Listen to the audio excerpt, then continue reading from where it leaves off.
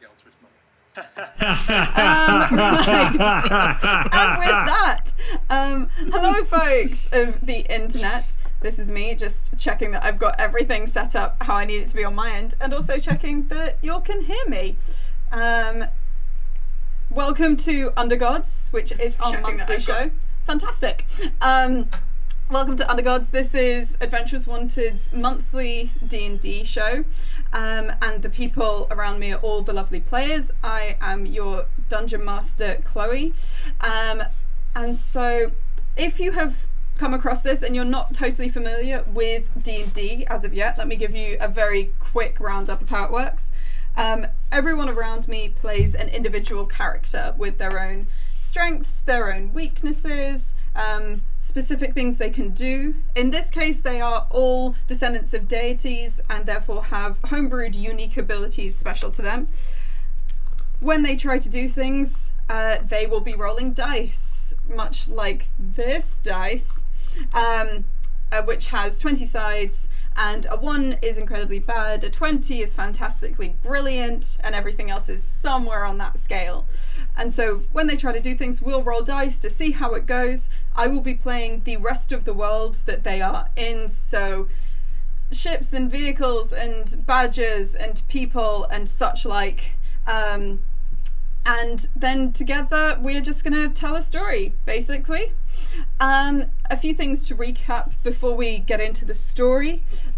We play with a diverse group of players who play a diverse set of characters with wide-ranging sexual and gender identities. Our tables are trans-positive, and we encourage and champion trans players and characters in our games.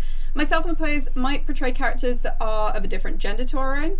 We aim to avoid misgendering, but we acknowledge it does happen, and we have a policy in place for correcting it. If we miss an instance, however, we're open to being corrected, so let us know in the chat if you think one's been missed. We also use these during play postcards, which are of various shapes, sizes, and forms, as you can see. These are used basically if at any point there is something stopping someone from feeling comfortable or enjoying or engaging with play, they can hold up that card, and we will have a little break to check in and make sure everything's all right. People can also hold them up if they are worried that someone else is coming up against something that is stopping them from enjoying or engaging with play, so we just kind of look out for each other that way. There will be a link in the chat in terms of some safety tools in more depth if anyone's interested and curious to know more about that. This stream will run for about 3 to 3.5 hours, kind of depending on what people do. And there'll be a 10-minute break somewhere in the middle of that, as close to the middle as we can get it. We are delighted to be sponsored by Hero Forge, who you can kind of see here. I'm just going to wave my hand. It's going to be really disorientating for people watching the stream. You can see the wonderful minis that we have from Hero Forge here of our 5 lead characters. They basically have a online design tool that lets you build your perfect mini using a full 3D in-depth character creator. You only need a web browser. They can print them in full color, which is amazing. So if you want to check out what they do, look at heroforge.com. We're also proudly sponsored by Ultra Pro, who help you get your tabletop organized with character folios, dice bags, and more. They do an incredible number of things and are a leading supplier and manufacturer of sports and gaming collectibles. If you watch our Monday streams, you'll have seen Mind Flayer dice bags and heavy metal dice sets, that kind of thing. So do check them out at ultrapro.com. Thank you to our supporters D&D Beyond as well. You'll see that we've got one of their interactive overlays going. So if you want to know anything about the characters who are playing today, just click the icons to check their sheets. Other way, Chris. Yeah. We are also supported by the Thornless Rose, who produces amazing handcrafted leather game accessories, handmade dice sets, so much more. Head to thethornlessrose.co.uk, and if you use the code Undergods10, you get 10% off anything in the store. We do have it's a really cool one. I mean, I've loved giving away their dice sets, but we have one of their design your own D20 leather dice bags up for grabs today. It's deliberately unfinished so that you can use acrylics, all sorts of paint, all sorts to design it and make it your own. So If you get on in chat, then we will pick a winner at random at the end of this stream. We can unfortunately only post 2 UK addresses, but do get on in chat if you want to be in a chance with winning that. That said, let's do a quick recap of the story. We will meet our characters and then we will get into it. So these 5 people are all Undergods, descendants of deities with unique powers, and they have been brought together to try and stop a group called the Deathless, a group of immortal beings, from building what is essentially a land-wide teleportation circle that will take this entire land about 500 years into the past in a bizarre time loop, so that these people who live forever aren't consistently just losing every single person that they know. However, there are concerns about exactly how well this is going to work, whether it might destroy just everything that exists, basically. And so these individuals, along with one of the Deathless who has become their ally, along with a kind of multi-identitied turtle of magic, and various other allies, are currently trying to defeat them. What that means right now is trying to find specific magic items so that they can basically carry out a magic ritual to get another ally on side and have everyone they need to take on the Deathless at last. So, going around in alphabetical order of your actual names, if you could let us know your name, your pronouns if you're comfortable sharing them, your character's name, your character's pronouns, and just like a little bit of colour about who they are. And to kick us off, my name's Chloe. I use she, her pronouns, but I will be playing various characters with various pronouns during the game. Hello, I'm Chris. I use he and they pronouns. I'm playing Jimmy, who uses she and they pronouns. Jimmy is an old gnome. They got dragged into this timeline by mistake when my old character died. And they're now trying to work out what this group's all about and help out as best they can. Probably not that bothered with the idea of trying to get back to their own time. If anything, this is an exciting new world that they get to explore, and they thought they had no more worlds left to conquer. So there you go. And yes, I did just say conquer. You don't know her yet. Oh, that's terrifying. Good. Hello, I'm David. I use he, him pronouns, as does my character, Tender Levenkir, who is a tiefling he was in his 50s, and I believe thanks to some timey-wimey bullpucky... Schmibbly-schmobbly for, copyright purposes. Sorry, yes, some schmibbly-schmobbly temporal schmemporal business. He is now, I guess, early 60s. And looking a little worse for wear, an adventurer who had his time out in the field and retired with his teenage daughter to a shack by a lake and was pulled back in by the tree for one last job. And it's going very, very poorly for him as he has aged incredibly and is growing further and further away from understanding his daughter and frankly anyone else. And is just getting very frustrated with the entire planet. Hello, I'm Griff. I use they, them pronouns, and my character, whose name is non-pronounceable unless you have a somatic language, is known as Aware. Aware is currently, pretty much for the first consistent time in the campaign, appearing as themselves. They are gray. And they are a changeling, so many of their different personas or masks, depending on how much time they've had to think out the character that they're portraying, will have various genders. At the moment, Aware is exploring what it is to have trust, and this is a first, and it's also very difficult to have because they've just found out that they're essentially being employed by the mob who's trying to end the world. So, it's a complex time for them, but they have just had eggs. So, not everything's bad. Hi, I'm Hannah. My pronouns are she, her, as are my characters Phoebe. Phoebe is a cleric on her big day out, and she's had a few issues here and there. burnt some horses, animated some golden statuettes, tried to dunk an object into a circle and accidentally killed a friend, maybe, but not really. It's not just my fault. There's a lot going on. But the most, I think, where we last left Phoebe, she had just presented the plan that is going to be put into place to try and make sure that the world does not get sent back in time several hundred years. Oh, Tom, you are muted. You are muted. My name is muted, and it's not my name. My name is Tom. Hello. I use he, him pronouns. My character Polaris does the same.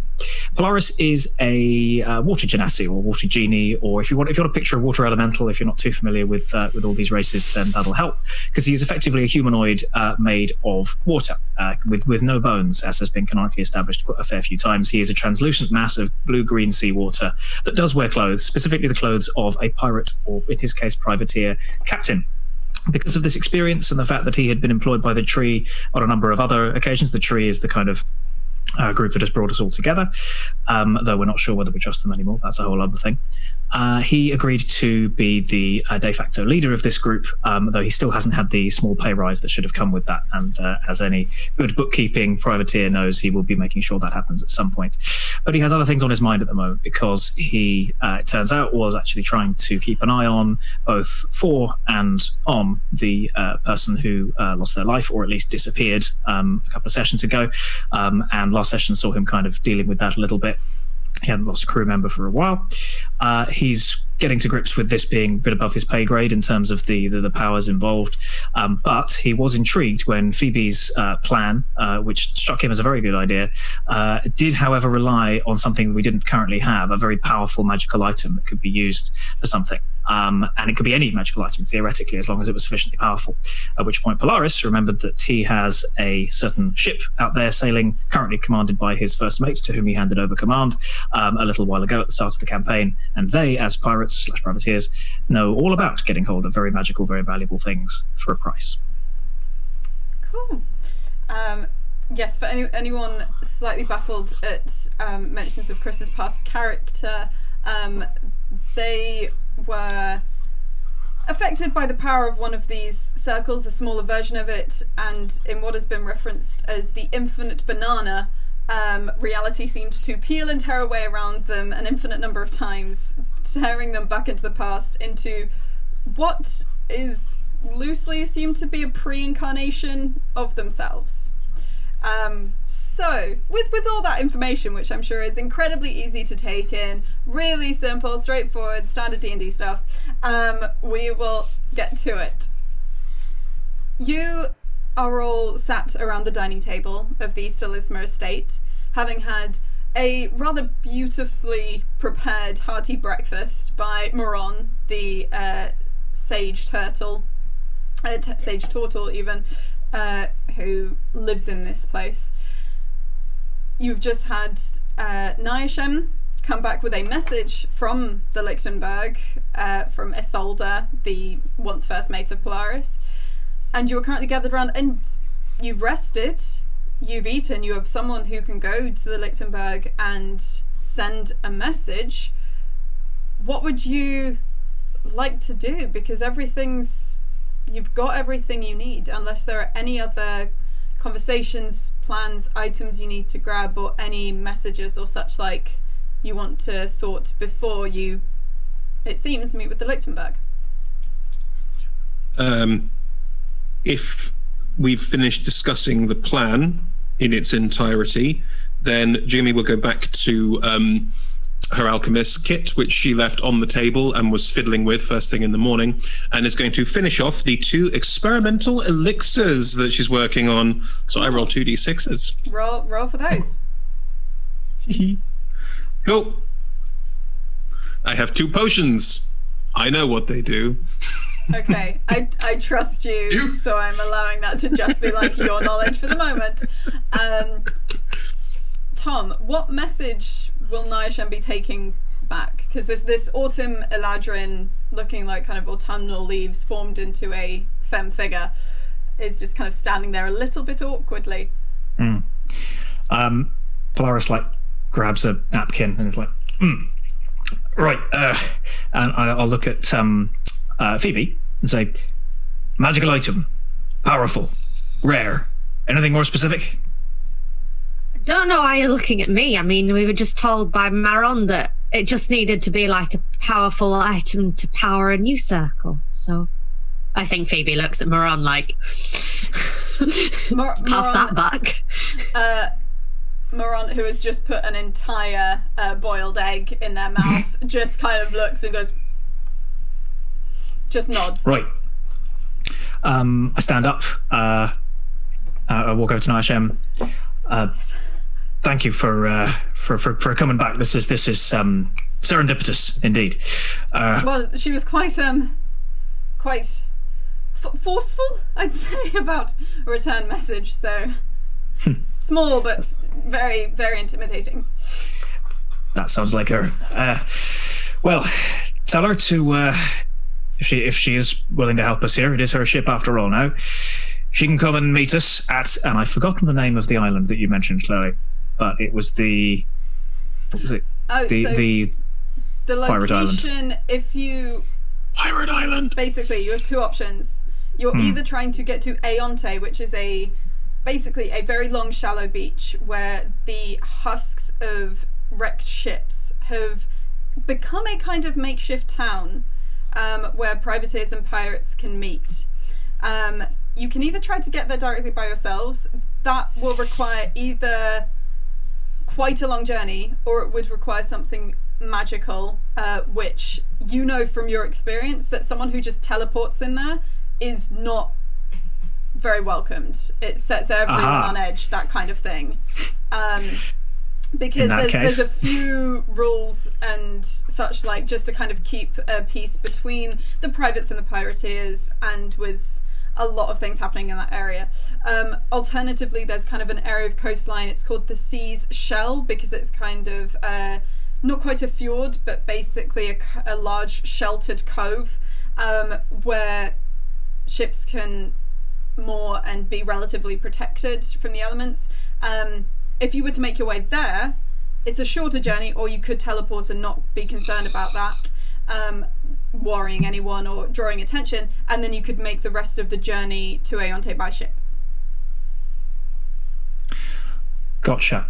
I will. Did Naishem pass on where they currently were?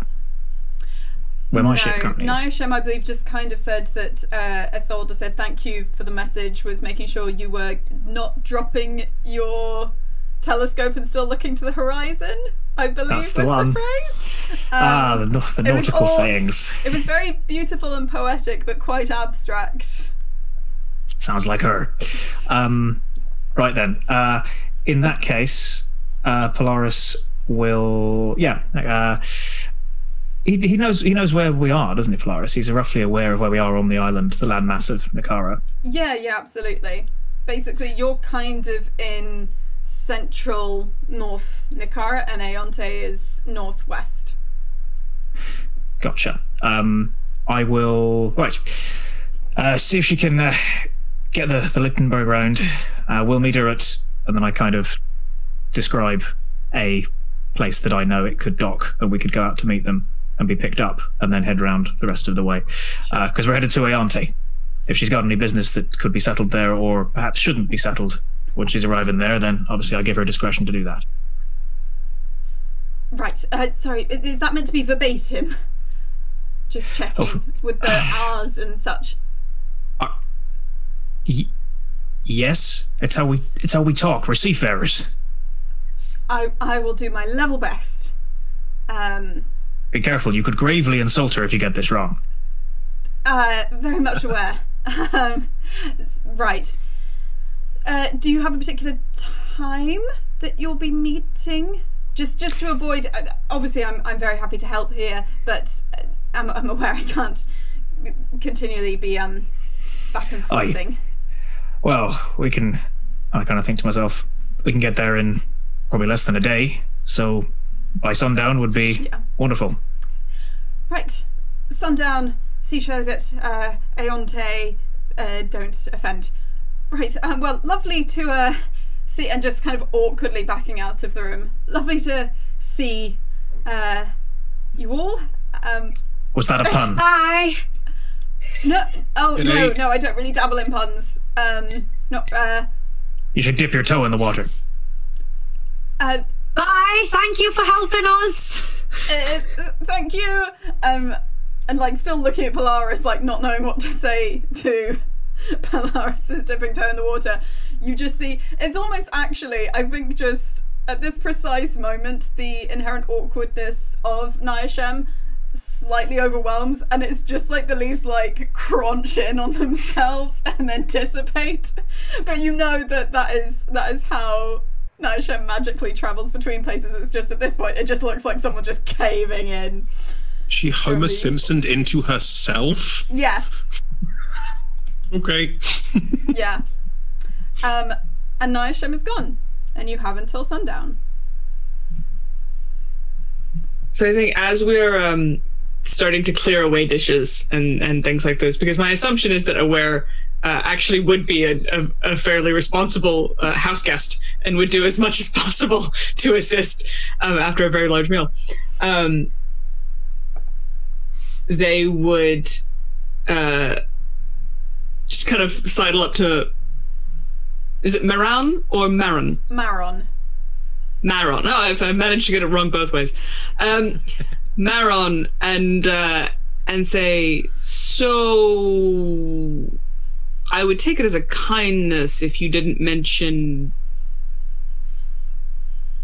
gestures to the fact that they are a changeling. Just gonna roll insight. All of this. Hands. Sorry, is it something that can be put into words? We'd love words. My people prefer not to be known to exist. Oh, right. Yes. We understand. Don't worry. Don't really get many visitors here anyway, so not many people to chat to. Fair. And gestures to the deathless. Celeste, yes. Celeste. And I assume I can expect the same from... Oh, you are a fan of the sentences that trail off. Yes, you can expect the same from me. Sorry, I just, I live in implication. I don't, no, thank you. Thank you very much. The eggs were lovely. And it's very clearly, I have no idea how to engage with a person if I'm not trying to do something to them. Like, there's just such a lack of any kind of social awareness. Yeah, that's fair. You can roll insight into that if you want, or you can just take it on trust. No, Aware would absolutely never do that. Yeah, it seems more Aware-esque to make sure. It's a 9. They may not have trust, but they also don't have insight.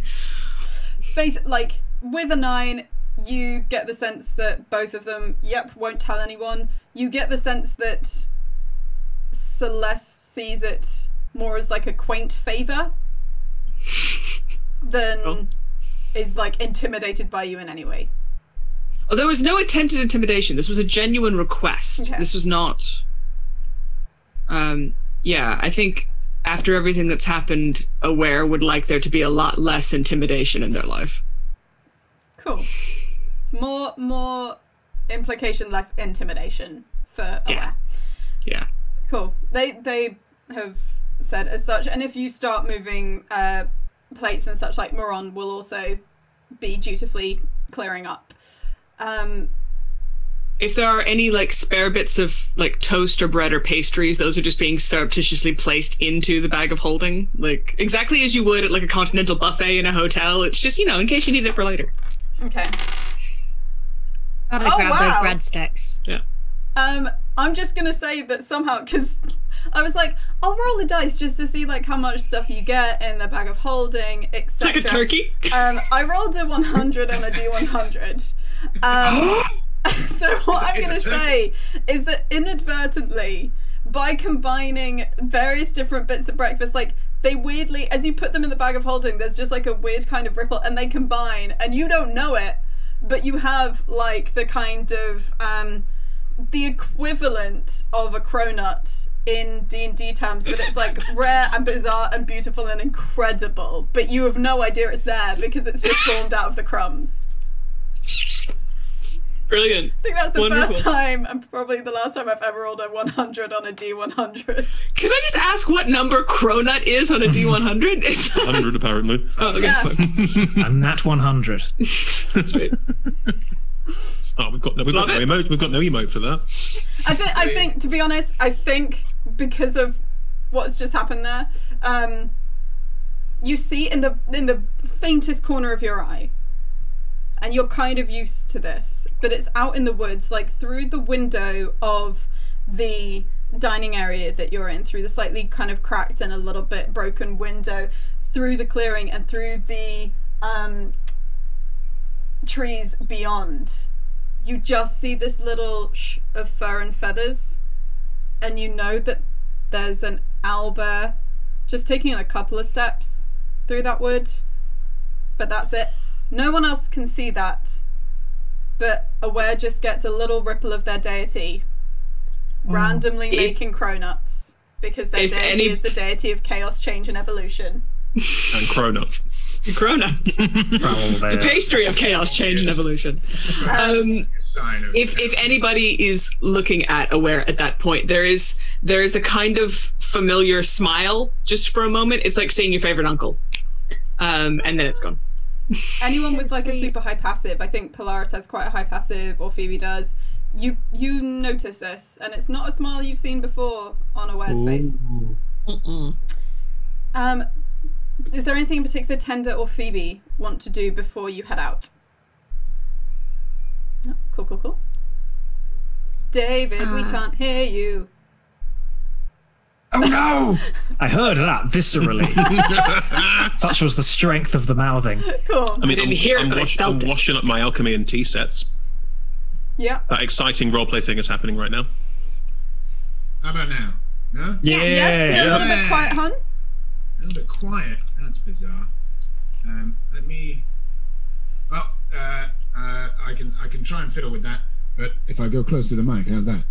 ASMR is fun. It's great. We see like one of your eyes and a bit of your hair, and we hear you so intently. That's the way to enjoy David Alwyn. Yes. I'll fiddle with that whilst we play. But Tender is probably going to. He'll ask my name. Are we going back via the tree? But can we pick up Ilspedai there, or are we gonna have to make her meet us somewhere else? If she can get away, if they can get away, then it'd probably be best for them to make a swift exit on their own. You can get one person out a lot faster than you can get out 6. Absolutely, but I'm just wondering. I'm wondering if it makes sense for her to get out on her own. If she can. Let me just check. So you talk about Ilsmide, right? The dragon? Ilsmide. This is your dragon friend. Cool. The dragon friend with the and she still has the egg. They still have the egg with the. You left them with the Heart of Beasts, the powerful item that you want to kind of split, as it were. You left them with that and with Narisha, who you know is behind all of this, and you haven't spoken to them since then. But they're a dragon, right? Might be worth a message. Yeah. Could you? That would be great. I've been rolling in the background, like whilst y'all have been having your breakfasts and stuff. So Yeah, I'm not that worried about the dragon against the powerful person. Well, do you remember how like they're a teenage dragon? Adolescent. Adolescent dragon who was like encouraged to just stand to the side and go la la la while you all talked. They're we know. We did tell them to look after themselves. So we know that Niashem is a wrong'un, right? Evo. Yes. Narisha is a wrong, and yes, that's on me because I've called two different characters very similar names. Yes. Narisha Yes. is a wrong one. We also yes, know that's that established. they She may or doesn't not. know. She doesn't know that we know she's a wrong one. So you're saying we don't know that she knows we know we know? No, we know. Well, we don't know if she knows that we know. She's pretty canny. Wouldn't take much to figure it out. I wouldn't be surprised, frankly, Celeste puts in. So you're saying that she does know that we know she knows we know? Yeah, just to catch you up, she knows. Well, we don't know that she knows we know, Right? but we can assume that she knows we know she is a wrong one. But That's clear as mud. Lovely. given that you were all sent here to retrieve Cloud Killer, and you haven't taken it back to her, and given that you were just fighting Seawesker and Adon, her allies, who can have told her that, I think it is pretty safe to assume she knows you know. If that's enough. She can also scry. Yeah, that too. Yes, Quick which message to actually, Ospeday, then. it would make sense for you to all move swiftly, given that she is quite likely to either scry for myself or for all of you. Do you want to make your messages and then we can prepare for you all to head?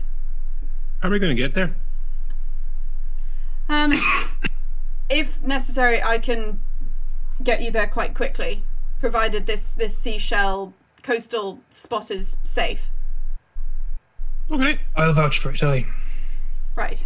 Yes, I can get you there nice and swiftly, though after I've done that, I think it's best if myself and Moron stay here. I mean, someone needs to rebuild that circle, and to be honest, us all going off to wherever you're going is somewhat akin to putting all of the eggs in one basket, I fear. Yeah, makes sense. Right. Okay, Tender, could you plan what We you're have a going real to offer for say you. and then say it? Who am I messaging? Am I messaging? Ilsmadai. You're messaging the dragon to ask if the dragon's all right, which seems a little odd to me, but it's your call. Can we You're not? telling So we the don't think dragon. subterfuge is not going to work this time on this one. So if I couldn't, Subterfuge against who? what if I message? Chloe's a DM is really here for Tender messaging Narisha. If as, I like, message something- Narisha, got Cloud Killer on way back. Why would you send her something she can check? Also, Aye, that I'm not doesn't worried about the seem- dragon. And if you want to know if the dragon's all right, surely you should message the dragon and say, hello, you're right. That's true. Yes. And also maybe come meet us in this Also- particular place where we need you to be. Also get out. Yeah. I did tell her to watch herself last time. So your message I is told going. them to watch themselves last time. Your message is going to your dragon friend is going to be, hello, you're right. Come meet us here. Get out. Yeah. Well, I've still get got out plenty of then words. for me to say. I'm getting better at this message thing. I've got plenty of words left after that. Oh. I can even give some context. No, that's all right. Just urgent, maybe. Urgent. All right. Well, if you give too much context, it'll be overwhelming because there's so much going on. Well, I mean, he's still only good at 24 words. It's going to be very hard to be overwhelming in 24 words. Oh, trust me. I don't know. Again, doing if you things don't with use speed. conjunctives, you can really get stuff done. Doing things with speed is advisable. Yeah, all right, yeah. I'll give me some space. And he goes over to just a little corner and just concentrates. And, Are we crowding him? Oh, It's his just needs a lot process. He more just space. he does this. All right. Hello, Ilspadai. It me, Tender. Plan Oh my god. for save Heart Beast. Get Heart Beast. Meet at. Oh crap! I don't know where. How many words was that? Oh crap! I don't know. Oh crap, I don't know. Okay, you got 4 words left.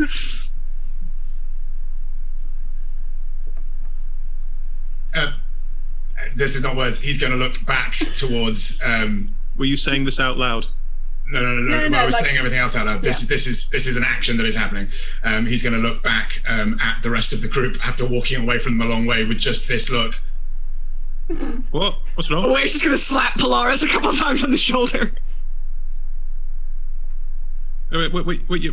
You got okay. So meet Heart Beast. One word. Location. 2 words. Location. Where are we going?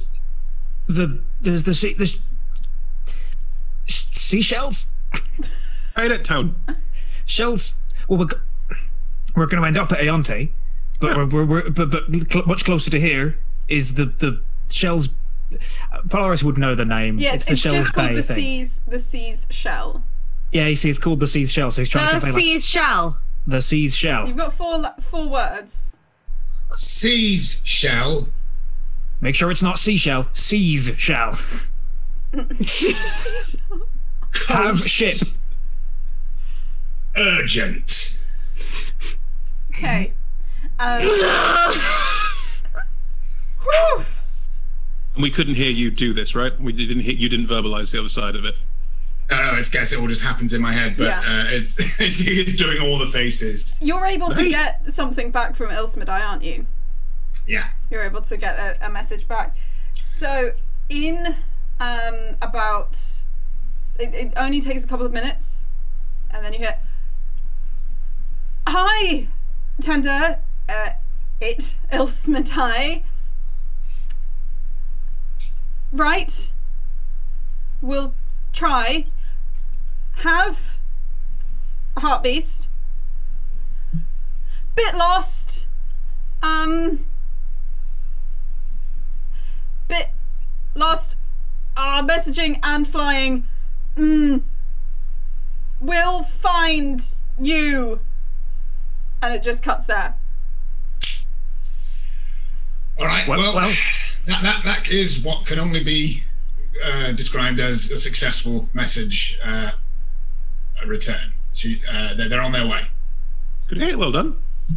I'm not entirely sure they know where they're on their way to, but Did you not tell him? I told them. It's just I didn't have coordinates exactly, and since I'm not entirely sure where Seas Shell is, I will be rolling as I have in previous episodes for like Ilsmedai's big day out, and seeing how well Ilsmedai is going to manage to find y'all and such like. So you've messaged Ilsmedai, tidied up breakfast and alchemy, artificer bits and pieces. and You've invented sent the cronut. a message. And invented the cronut. Invented the cronut. Still not aware you've invented the cronut though. We're Anything never else? really sure of our own greatness. Celeste kind of looking at all of you. Anything else? Or I can get you there quite straightforwardly. Oh, good. Yes? Thank you so much for the help. Aye. Before we go. Just keeping a mild track of who knows what about who. Do they know that they know that you're not with them anymore, right? This Yes, isn't like they've known for quite a few hundred years. right. Aye, they know that they know that we know that they know. Let's do the teleporting before grammar, shall we? Just before the teleporting, Aware is going to tap Polaris on the shoulder and say, it's very difficult to read an expression on Aware's face because there's not a lot there with which to express. It's a bit like a classical statue trying to have a thought, but All of them. but they're very clearly timid about asking this. Do you have their glasses?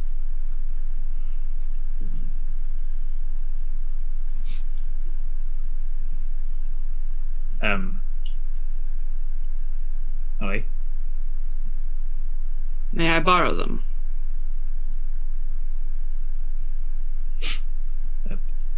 Aye. So you know, if you're thinking of Wrath's glasses, I believe they were left with Tender, Oh yeah, they were. That's right.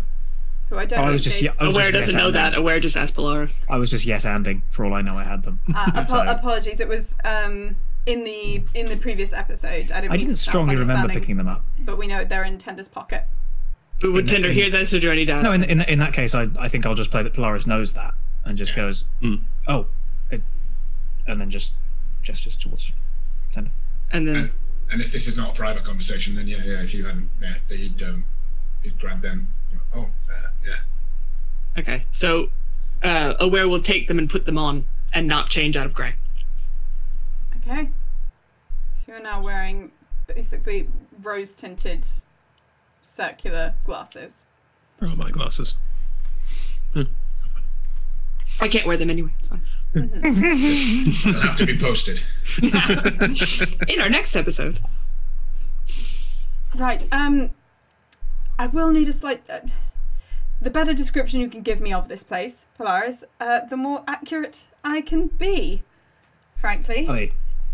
Polaris starts giving quite a very detailed nautical description of how to navigate your way there from sea, and he's conscious of that's not really what you do, but he's like, but so from that you can tell probably well it's here, and I mean I can point you to it on a map.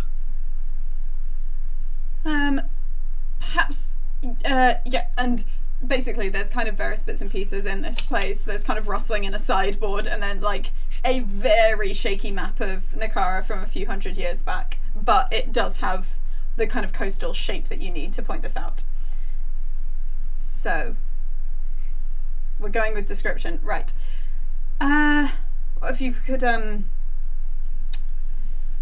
well, just ready yourselves. I don't know exactly how much of this you've ever done before. It should be fine. All good? Is it just a teleport? Yes. Okay, we did that. That's fine. I'm all Yeah, packed up, all my various bits in various places. My homunculus, what's it called? Alchemical equipment that has legs and wings is sat on my shoulder.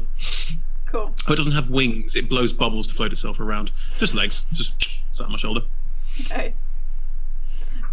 Moran is in the corner, but kind of staying slightly back. Well, just to Tender, anything's needed, you can always contact us, I suppose. Yeah, I've actually only got a few of those per day. But yeah, of course, in case of an emergency, so long as I don't need, as long as I don't need to enhance anybody's ability. It's a spellcasting joke. Oh yeah, we are a mage. We understood the context. Apologies for not. Anyway, Go on. right. Okay. And this kind of blue light almost seeps out of Celeste, almost like kind of herself is slightly dissolving out, and it kind of floats out, encompassing all of you. And what you feel is that kind of pins and needles strangeness all over your bodies until that kind of intensifies into like a weird harmony that you can hear and feel throughout your bodies, and you out of the estate. Now I just need Big to grin on make a Jamie's roll. face. Big grin. So, okay. Done my D100 roll. Okay. I've just got to do some additional rolls. Just some additional rolls. Sure, it's We haven't teleported to the right place, everyone. Just FYI. So everyone takes 16 God. points of force damage. Pardon me? Cool. Yep, 16 points of force damage. Oh! And I Tom. have to just keep Consummate voice actor. re-rolling until you get there. I had this happen in another game. I'm Yeah, you do. Like the often get barrier is if you roll a 43 or below, you get a mishap. And I rolled a 35 and I rolled a 42. So that is. Where's your D100? Where's that 100 now? It's Why do we the get a same cronut? one. It's the same one. You take 11 points of force Does damage. the cronut take the damage instead? So It if you'd had, explodes in the bag. so if we'd not had Cronut action, would we have like arrived and leveled up? Yeah. Yes, Who knows? that's how dice work. Yes, they Yeah. store the number for the next ones. Yeah. Yeah, they do. Canonically, how Halved my dice? health. Sounds an awful wait. lot like you're sassing the dice gods, Chloe. Are we got taking 11 hit 16 points or left. 11? Which was Both. that? It was a 16 and then 11 more because I rolled two mishaps. I rolled two mishaps. Fine. So I know mishap seems light for taking like nearly 30 force damage. Anyway, so you out of the estate, and then what you feel is suddenly that harmony. It feels like that harmony consists of strands of magic within all of you, but rather than being in perfect harmony and kind of vibrating throughout, they are pulling apart. And it's almost a little bit like Nebula in Endgame when her body is being kind of separated by Thanos. Like, you just feel like something is tearing at your very form, and then slowly, and you are on a very uncomfortably stony beach right at the edge of the seashell, precisely where you needed to be, but unfortunately really feeling the force of it, as is Celeste, who is You are not good at that. it's not exactly Mages do. This is you being a mage. it's not Okay. exactly a science, it's more of an art, and going somewhere new can be difficult.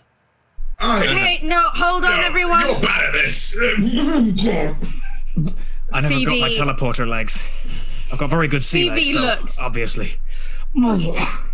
Hey, they're made of the sea. It's vomiting. We ended with such lovely like breakfast club coming together vibes, and All now the you're all eggs are just gone. vomiting on a beach. This is where your Eggs. breakfast ends up. Hannah, you've had your hand up. Sorry, do go, Hannah. No, I mean, Phoebe just looks furious. and then like takes out like her little amulet thing that she's had for a while that hasn't come in useful ever on this adventure, and just glares at Celeste, and then casts prayer of healing. Oh. And what is everyone going Fuckers. to get from prayer of healing? 10 So minutes, doesn't it? yeah, it takes 10 minutes and it's 2d8 plus 5 of Well, we've got healing. until sundown. Oh, Well, if it makes you feel any better, I can only do that once a day, so Only Good. for the best. If you did it, Good. fucking kill us. I So will. everyone gets 16 points of health back after 10 minutes. I'm just holding it and glaring. I'll see you all soon. And Celeste starts to walk off and slowly scramble her way up, mundanely, up the hill. because she She can't can't teleport back. Celeste has been given the healing though. Yes. So- She like gives like a little nod. Don't hurry back. Oh God. Does anyone need more of a pick me up? I mean, I'm close to all right. I still feel a bit nauseous, and all the breakfast just now seems pointless. Anyone else? Eggs. Is that Polaris just like ruining the eggs? Yeah, I rue the eggs. So, unless there's anything major, basically what we just kind of see is like a time lapse of the quality of light over the five of you as you slowly cease vomiting, and you can rest. So if you want any hit dice back over the course of the day, you can count this as kind of, unless you're going to sleep, it's not a long rest because you're still not sure of the precise time the ship is going to arrive, but feel free to kind of get the hit points back that you would from short rest. I'll short rest. Definitely. Ditto. Yeah. And the quality of light kind of changes over you. We see some people like skimming stones, or people chatting to each other, etc. Grabbing food and Five whatnot. adventurers vomiting all over each other. Exactly. And then Polaris probably Polaris sees it first. Yeah, because I'd be watching with my telescope. Could you describe as it hove into view, because it was your ship, what Sure was. everyone sees approaching? Okay. To landlubbers like you, a large ship. Let's go with that. Big boat. Yeah. Big boat with lots of sails. The sails are electric blue. Extra legs, son. The hull is blackened dark wood with very distinctive Lichtenberg scars down the side in various places. So it's peppered with, as in lightning scars, if you're not familiar with those, like as if it's been struck by lightning repeatedly. And it is fairly fearsome. It's bristling with cannon on both sides. It's moving quite quickly. And as it comes into view, you can see that on either side of the gun deck, so that's the deck just below the open air deck, where cannon would normally be in the middle, you can see it just as it's coming into view. You can't really tell, but there's like a metal pole sticking out on either side of it. And other than that, if you picture a badass dark pirate ship that's been struck by lightning lots, you're pretty much 75% of the way there.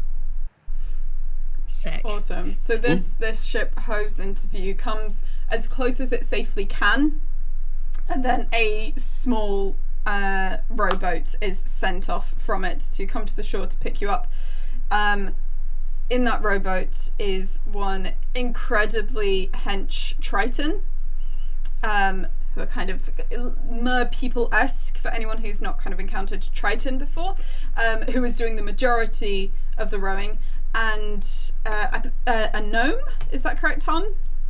I think she's a dwarf. If it's Etholda, I think she's a dwarf. Etholda, who has, yes, because she has a big kind of red beard, which has lots of golden beads kind of knitted into it, and almost like utility belt style apparatus around her waist for all the kind of things that she could need on a ship. Very short, stocky, but standing quite proudly. And as the ship comes up, it goes, I know it ain't always the case that a captain would make this extra journey, but I thought I'd welcome you all. Oi, much appreciated, Captain. Oi! I kind of out the side of my mouth go, reel that in. Reel that right in, Sonny Jim. We can handle it. She might even like it, but Aeonte, you want to be careful in Aeonte, mate. I want to just... You might have noticed, like... Frankly, the word mate is going to be a bit of a trouble. Etholda's eyes did slightly tense at Ahoy. Very Tender looks at you and winks and just says, Avast. Oh, Tender's going to be Orlando Bloom's character in Pirates of the Caribbean, isn't he? Just for that one moment, and it never comes up again, where he actually kind of uses it correctly and they all laugh at him. Yeah. There's an ostentatiously elegant bow from... It's like halfway between being playful and halfway between saying fuck you. From Aware. Yeah, I'm pretty sure Etholda gets every nuance of that. Every little bit. Right, so you going to get on? Aye. All aboard. This is Captain Etholda. That's the Lichtenberg. I'm sure neither of them are in need of much introduction. Etholda, these are my team, I suppose. Associates. Yeah. I like team. I'll explain on the way. He's the manager of the project managers. Oh, is that what they call it when you're not on a boat, right? And makes a bit more space, and the Triton kind of just gives you, he just gives you like a nod as you're all on, and then starts rowing. Can someone give me a leg up? I'm only 3 foot tall. Yeah, Aware will just immediately reach out a hand and help you. Thank you. As they're riding, Aware doesn't say much, but if anybody's paying attention, there are flickers across their skin that look like attempts at recreating the Triton's skin. And Aware is very carefully watching because they've never seen a Triton before. True, when would you? The Triton, he does spot this, but is just a little... just unnerved by it, doesn't bring it up, but just like head down, still rowing. If anything, like a little bit faster. Whilst we're running, Tender is going to lean over to Phoebe and just be like, did I miss a meeting? Are we the project managers now? Is that what we're called? Oh, We're not with the tree anymore, I guess. No, right? And back in episode 3,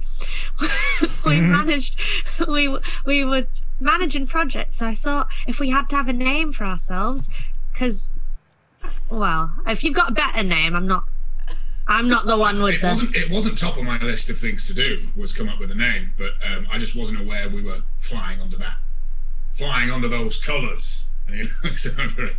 Don't. You get like a splash of water in the face that just comes up out of the sea because as a water genasi I can cast shape water once a day. And you're just reminded that because you've not really been around water with this guy before. Polaris can throw water at you and do things with it, so be careful.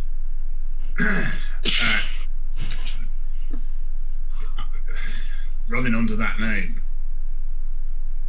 Okay, it was just a suggestion. I don't hate it. It's just the project manager thing. The project managers. Hey, is that? I mean, it's not like heroic or inspiring at all. I don't know. I guess it's descriptive. Oi. Practical. We can manage this project. We're managing. Absolutely. If there's anything that we're doing, we are managing. I mean, if it comes with like a one-liner, like we'll manage your project or prepare to get managed or something like that, I can see how it might like strike fear into the heart of your enemies. But so far, I'm not really getting it. You're under review. No, that's not. That's not bad. What at all. about the projectile managers? Ooh. Why would one manage a projectile? Oh, very good. Oh, project. I see now. Cough. From Ethilda, because I'm gonna say that you've actually been right next to the Lichtenberg for a solid minute. Whilst and Ethilda kind of did a tiny Ethilda does not do humoring normally. This is only because Polaris is part of this group. But you just said cough. Well, do you want to get on board? Hey, Aye. Project managers away. No. it's not going. I'd like to go up onto the ship in my traditional way, which is making a 5-foot square of water come up from the sea underneath me as I step off and just elevator me up as I go and then jump down. It's simply rule of cool. That is. But captains need to have a knowledge of rule of cool. Russell Crowe knew exactly how to wear his jacket. Yeah, I think Aware will be like this game, recognized game, and then just scramble up the ladder. Do we not get one of those? No, I think that's. I'm gone. I think that's just for big britches. Climb the ladder. Unless you can do that, then no, you'd use the ladder. Phoebe uses the ladder. This is the coolest place that she's ever been. Is Tender still on the boat? We're going to stick the landing on the boat. And it's just Is Tender not getting up those stairs? I wanted a water lift. Ethilda, the Triton has got up. Ethilda gets onto the ladder and kicks the boat away. Because people who don't get on with stuff do not get on Ethilda's ship. You can make a jump if you want. The boat. Is this not the boat? Isn't it going to go up on a winch or something? Do you need we've had a lot of problems with winches in the past. I'd rather be short a boat than plus an idiot. Ooh. Well, prepare for your project to get managed. If you want, you can jump. Or if you have some other means. I'm not going to use a spell. I could use Dimension Door, but it feels a little... Dimension Door. Really? Fourth level spell to make a point. It's my only 4th level spell, and we may not get a rest. Why ever cast a spell if not to just make a point? You know what? Great. This is in no way going to bite us on the ass. Because Fine. Blink doesn't... No. Blink No, won't Blink get me will there. just mean you are... you'll have to just wait. The ethereal. Yeah. Yeah, you'll have to I'm wait. using Dimension Door. Yeah. Where are you I'm gonna appearing? Are you dimension- just like in the center of the deck or at the top of the ladder? I'm in a dimension door into the crow's nest. Oh, but you still have to And climb? then slide down a rope. You slide down a rope. Oh my god, David. I'm making a point. You take 4 points of damage and rope burn to your bare hands. Fine. I'll try and shrug it. Can I roll a performance Yeah, check roll to try and shrug performance it off? because you did Mr. Cool being all dimension door, and then you rope slid with your bare hands. So let's see if you still look cool. Is he cool? No. I'm guessing that is an acrobat. No, sorry, it's a performance. Yeah, Goodness Performance, sake. yeah, it's a performance check. So that is to look like you're not hurt. That is a 14. Huh. Okay, I'm gonna do just like a couple of rolls for the ship in general, insight-wise. If we're project managers, do we give a shit about efficiency? Just checking, because that didn't seem very efficient. The majority of You're the worried people about- on board, like, are kind of so struck by the dimension dooring and such, like, they don't notice that you are in pain. Well, looks like you're just down a boat. This is I mean, not I'm the still plus an energy. idiot. But since Polaris vouches for you, you get passage. But you'd still benefit from being less of an idiot. Right, Thank you. let's get going, shall we? Is there somewhere I can have a lie down for 4 hours? Basically, Ethelder is going to go back to the running and the managing of the ship, but does give a little nod to Polaris as a kind of, you can do what you want if you want to, like, Ethelder is still the captain, but if you want to come and talk or anything, then that's absolutely fine. The rest of you are kind of left to your own devices. Polaris knows this ship inside out, so can tell you kind of where things are or if it's possible to do X, Y, or Z.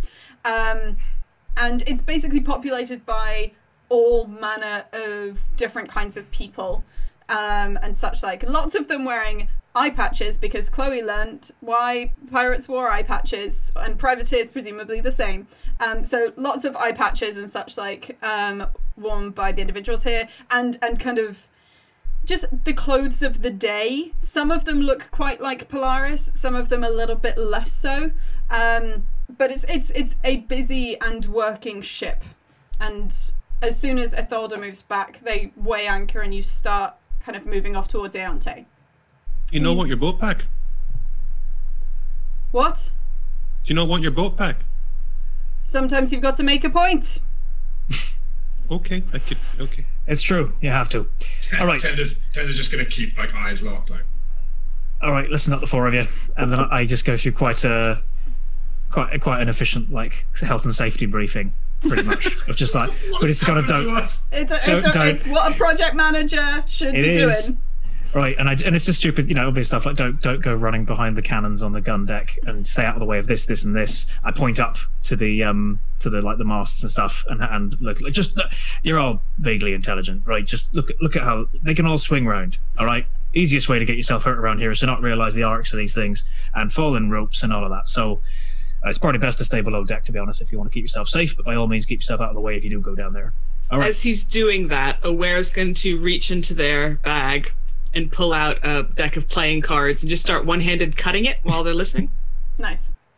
I look over Aware's shoulder to like the inevitable off-duty sailors who are dice rolling on the deck. Yeah. And go, oh, well, speaking of decks, gesture.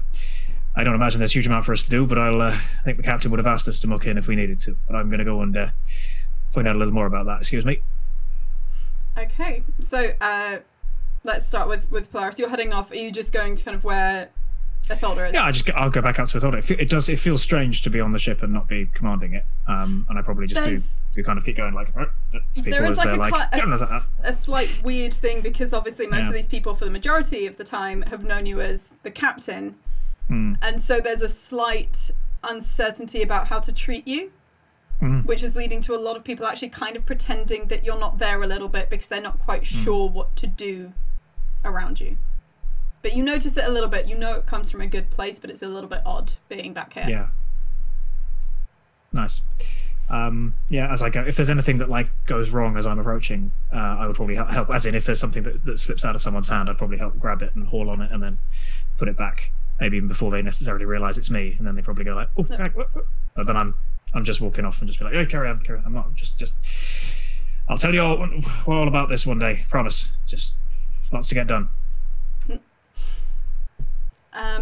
Itholder's kind of semi-expectant and is basically at the moment just coordinating things near the wheel of the ship. Right? Captain, permission to come on the bridge? Permission granted. For you, specifically. Not sure I enjoyed asking for that. I have to get used to it. So she's still in ship shape? Aye. Doing very well. Couldn't Good. help but notice. Not often one for talking about these kind of things, but you're missing someone. Aye. Oh yes, well. You remember well, yes, it was you lot who came and fished us out of trouble that time, wasn't it, with Wrath? Aye. Quick point of order, you do have a changeling wearing Wrath's glasses. Oh, good point. Would they Actually, be I able to guess tell the that's- difference? Would they just assume that Chris's new character is the other changeling? Rolled a 2 on noticing the glasses. Ah, okay. Because, for one thing, Aware just did stuff and got on with it and didn't draw loads of attention to themselves. That's true. And Wrath didn't change into other changelings. Didn't know. I guess my question is, how different do other changelings look from? Is a changeling distinctive qua changelingness? Well, Wrath had a certain character. Yeah, Aware definitely doesn't act like Wrath. That's 100% true. I think, for one thing, Itholder's contact with Wrath, like, someone who doesn't speak that much, doesn't make themselves known, etc., especially to someone who knows them, that there's enough qualities there to go like, this isn't Wrath. Wrath isn't with this group. Aye. We lost them. Sorry to hear. You alright? Focusing on stopping whatever happened to them happening to the entire island. Put simply. Right. Just finding a fresh ship to care for. No, not in the long term, at least. I don't much like spending too much time on the land, I'm sure you know. I want to be out on these seas soon enough, but it has crossed my mind. Once we really start with this, there won't be any going back. If I go off to do what it is that we're going to do, get this ship as far away from the landmass of Nakara as you can, and don't come back unless you hear from me that it's safe to do so. You understand I'm the captain of this ship, right? Aye. I'll take your advice into account. Ultimately, what happens with the ship? It's down to the captain. You're quite right, Captain. Not to say I don't appreciate it. Sounds It's like... dangerous, this stuff. Aye. Powerful magic. I mean, worse than... Well, you know what I've got going on. It's a whole other level. A whole other level to deities. To gods. People who like to play at being them. Understood.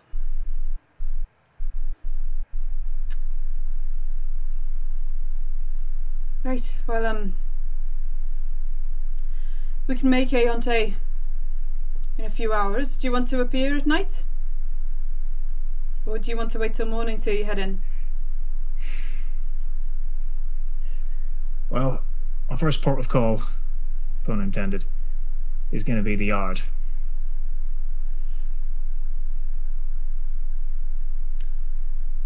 I'm trying to recall whether that's better at night or day. You know that kind of basically it's a case of, would you rather be trying to potentially sneak around while some people are sleeping, or do you want to just do kind of brazen go in and try and bluff your way through things? I think if it's... What sort of time would we be arriving if it were night? The ship arrived before dusk, so we're talking like 11, 12 as Chloe. Oh, we'll, there'll still be some business and merriment being done around then, but it'll be a little quieter. We'll go get there as soon as we can. Right. If that's advice the captain wishes to take into account. Much obliged. Aye, the captain will take that into account. Should I be putting anyone on watch? Most of your crew, managers, etc. seem alright, but one of them seems about as much use of someone with 2 eye patches under the deck, so to speak. Well, you know that's Tender Lavenkier. Oh, right. Yeah, I know, I thought that too. Clearly a bit more of a 4th fiddle than a 2nd fiddle, but... Looks different in the etchings. Aye. He's had his uses, and, well, I'm not sure I'd be completely in one piece if it weren't for him, so he's alright. Right. Okay. Is there anything else you wish to say to Itholder? No, I think it's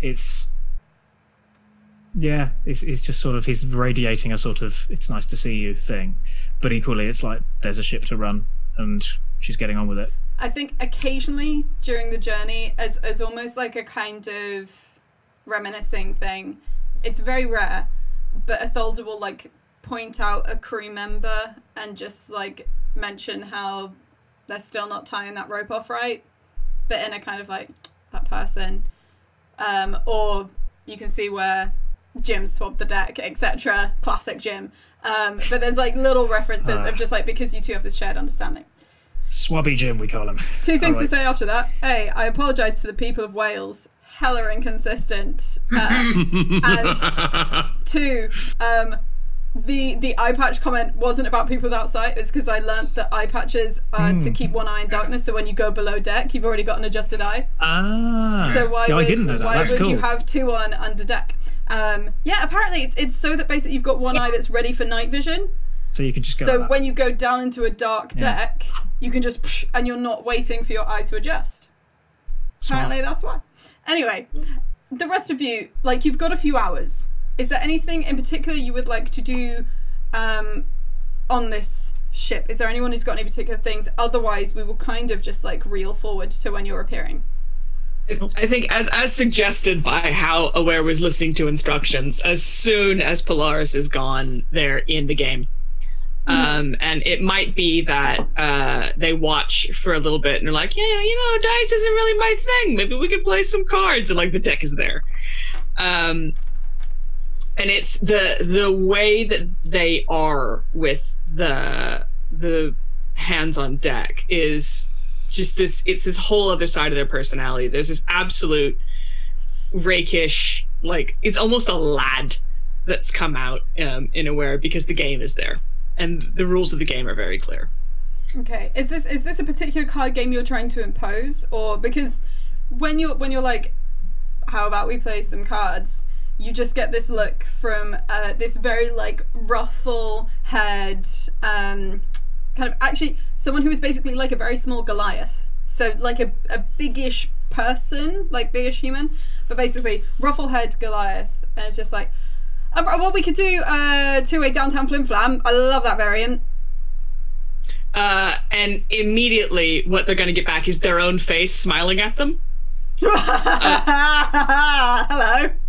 And then go back into gray, break into a huge laugh, and go, yeah, absolutely love it, as long as aces are wild. Yeah, okay, so everyone, aces are wilds, queens are all the spades, threes are eights, and then don't forget, obviously, north, south, either way. Okay, now, you got to match the bet on the two-hand side, but then, of course, everything is wild besides the dealer. Okay, let's go! And just... That was incredible, Chloe. That was like go Johnny go go go go level. That's what I had in my head, was go Johnny go go go go. That's basically what you get, and it's like a mix of cards and dice, so points people are rolling dice and stuff like that, and it's incredibly convoluted, but if you're someone that's kind of played a lot of cards, like, you're slowly able to bring it up, and also you get a lot of goodwill just because everyone actually finds you like quite entertaining, a nice change of pace to like meet someone and such, like, and the Goliath Wave Walker is basically sets the tone for the group, like everyone kind of follows along, and because she really likes you, you're in there. Sweet. So what's going to happen throughout the game is Aware is playing, and is playing well, but is very purposefully playing to not always win. So they're going to lose some big pots on purpose. Okay. And they're listening to anything and everything anyone has to say about life on ship, who's who, what goes on, any of the kind of like gossip around the water cooler that you're going to get at this game. They also continually remind people that they have this trick of changing themselves. So they'll like show somebody their own face, but with like half of it being somebody else's face, or like it'll be like, oh, like you're describing this really attractive lady that you found in the port, and then all of a sudden Aware looks like the lady, and it's a part of the game. How does Aware respond? Because at one point, like, Wave Walker will start doing like a kind of, I don't know, okay, right, what if I went blonde, and is basically asking you to kind of show them different options? How would Aware respond to that? Once or twice they'll do it, but if it keeps being a thing, then every time they comply with the request, there will be something else about the face that's like wrong in a comical way. So like it'll be like the blonde that they asked for, but they'll have a horse's nose. Or it'll be like, you know, what would happen if I got a tattoo? That it would show the tattoo, but then the tattoo would do something obscene and be silly. Yeah, cool. Everyone kind of rolls with that.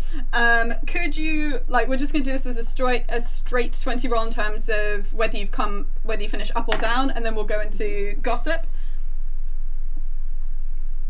Am I adding anything on that? No, just a straight roll. 9.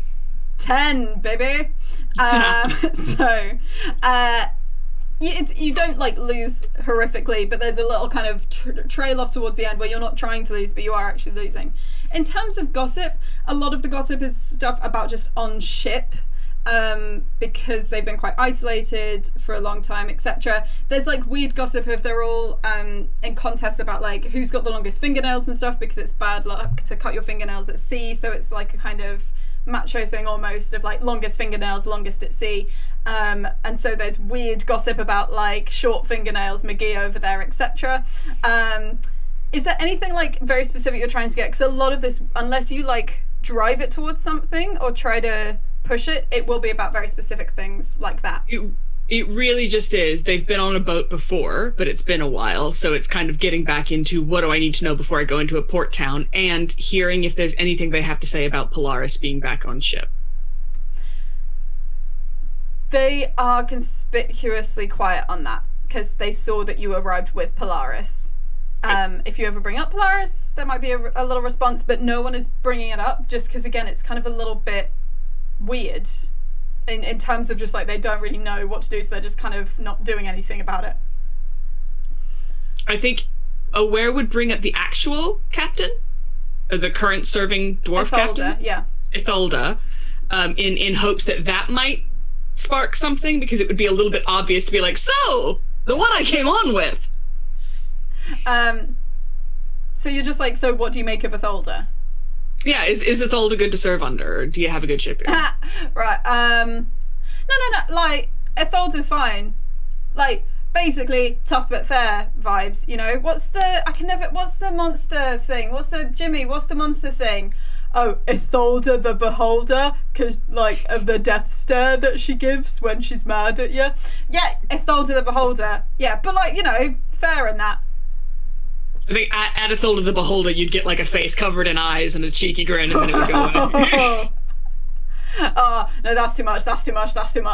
Yeah, like, I guess not as theatrical. That always, it's kind of cool when you're on the Oni ship where you've got like someone at the front just like lightning and stuff. But old Zappy Bones does that on a boat too. Yeah. That's a good one, Zappy Bones. But yeah. I know, that's why no one so far on that boat has nicknamed you Zappy Bones, because you canonically do not have bones. Canonically. That's exactly why it would be said. Wave Walker's fine with that. There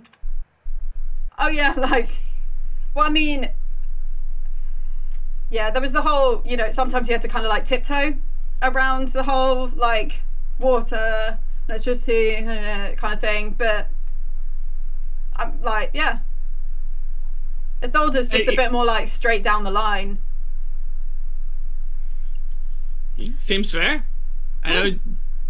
Was it she or they? She. She's treated us well so far. I don't see how she's put up with, and then jerks a finger back at Tender. Before we look at whatever Tender's doing, very quickly, Phoebe, you get a weird, it's you're only on the ship like a few minutes before you get like this odd hum in your head. And you suddenly hear what is a familiar voice. Oh, Phoebe, we had a thought. Talked to Celeste about your development, shall we say. Phoebe looks down at herself. Oh. That Jumi seems smart. Maybe you could learn something. And Moron's voice just dips out. Can I get a cheeky reminder of who Jumi is in the... Oh, sorry, Jumi is short for Jumi B. Yes, seems smart. Learn something from Jumi. My development. Yeah. Okay. Since Celeste had like a little moments with you and such like, but Celeste can't send. So sweet. So I can't send anything back. You can. I can. Do a return message, I believe. I don't know, because it depends on the level of Celeste's thing, because I think there's no one that's like you can message but can't get anything back. I don't know. I've never played a character with message before. You can answer in a like manner immediately. Okay. We'll follow up. Ship. So cool.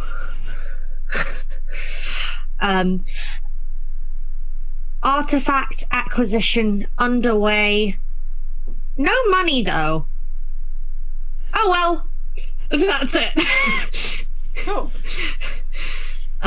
So Phoebe will dutifully then go seek out Jumi if now is the time to be doing that.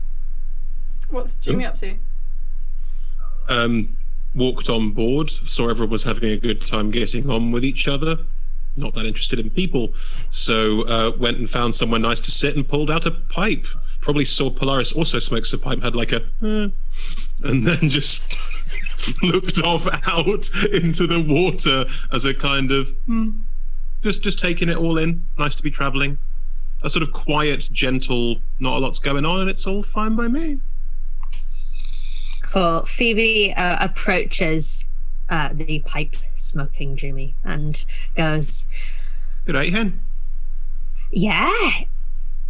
Thank you for tagging along so readily, I suppose. I got the distinct impression that A, if I didn't, there might be problems, and B, that you need help. So here I am. Yeah, probably both impressions correct. Do you have any questions for us about, seeing as you're going to be traveling with us for a little bit? I know what it's like to be the new one in a group where people already know each other. Or all right, I chatted to your friend over there, pointed to where, who is currently doing something crazy probably, and just chatted to your friend over there, and they were very informative about what you're up to and where you're going and why it's important. So I think I've got the DL. Right. What? How do you do the things you do? Hey, It's just, you made tea that tasted like home. I make potions. Okay, cool. How does Phoebe genuinely has no idea what Celeste meant by your development getting better magic. So that's all she can. That's all she can really think of. So it must be something about the potions. Unless the development is like my moral fiber, in which case, rip. I make potions. I've always made potions. They can do some crazy things, but I mean, that's just what I've done for a very long time. Seems like where you were from, things were kind of calm and nice. Oh no, it was fucking terrible. It was the middle of a war. What? Aye, there was a war for hundreds and hundreds of years. Lots of people died. All of I'm getting the sense that we're all like I'm the pre-incarnation. You're all the reincarnation of people that I knew. So yeah, we were all fighting mostly each other, but most of us worked together to fight in particular. Name.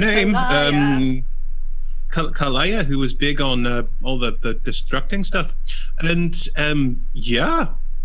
I spent most of my life fighting in various wars or doing various battle-y things. So I travelled all over to do that, which was nice. I got to see most of the island, but it's nice to be in a time where it feels a bit more like there's stuff going on, but it's not like there's cannonballs flying over my head every 5 minutes. You know, I can just sit. I've not just sat in years. This is lovely. Don't you get... Okay, 2 things. 1, what's the best place you ever been to, so I can add it to my bucket list. And 2,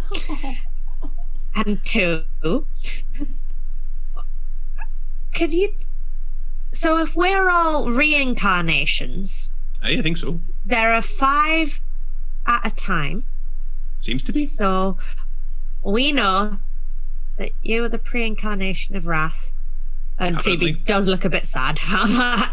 And then, so who were the others? There was Kalaya, and then which one was I, do you reckon?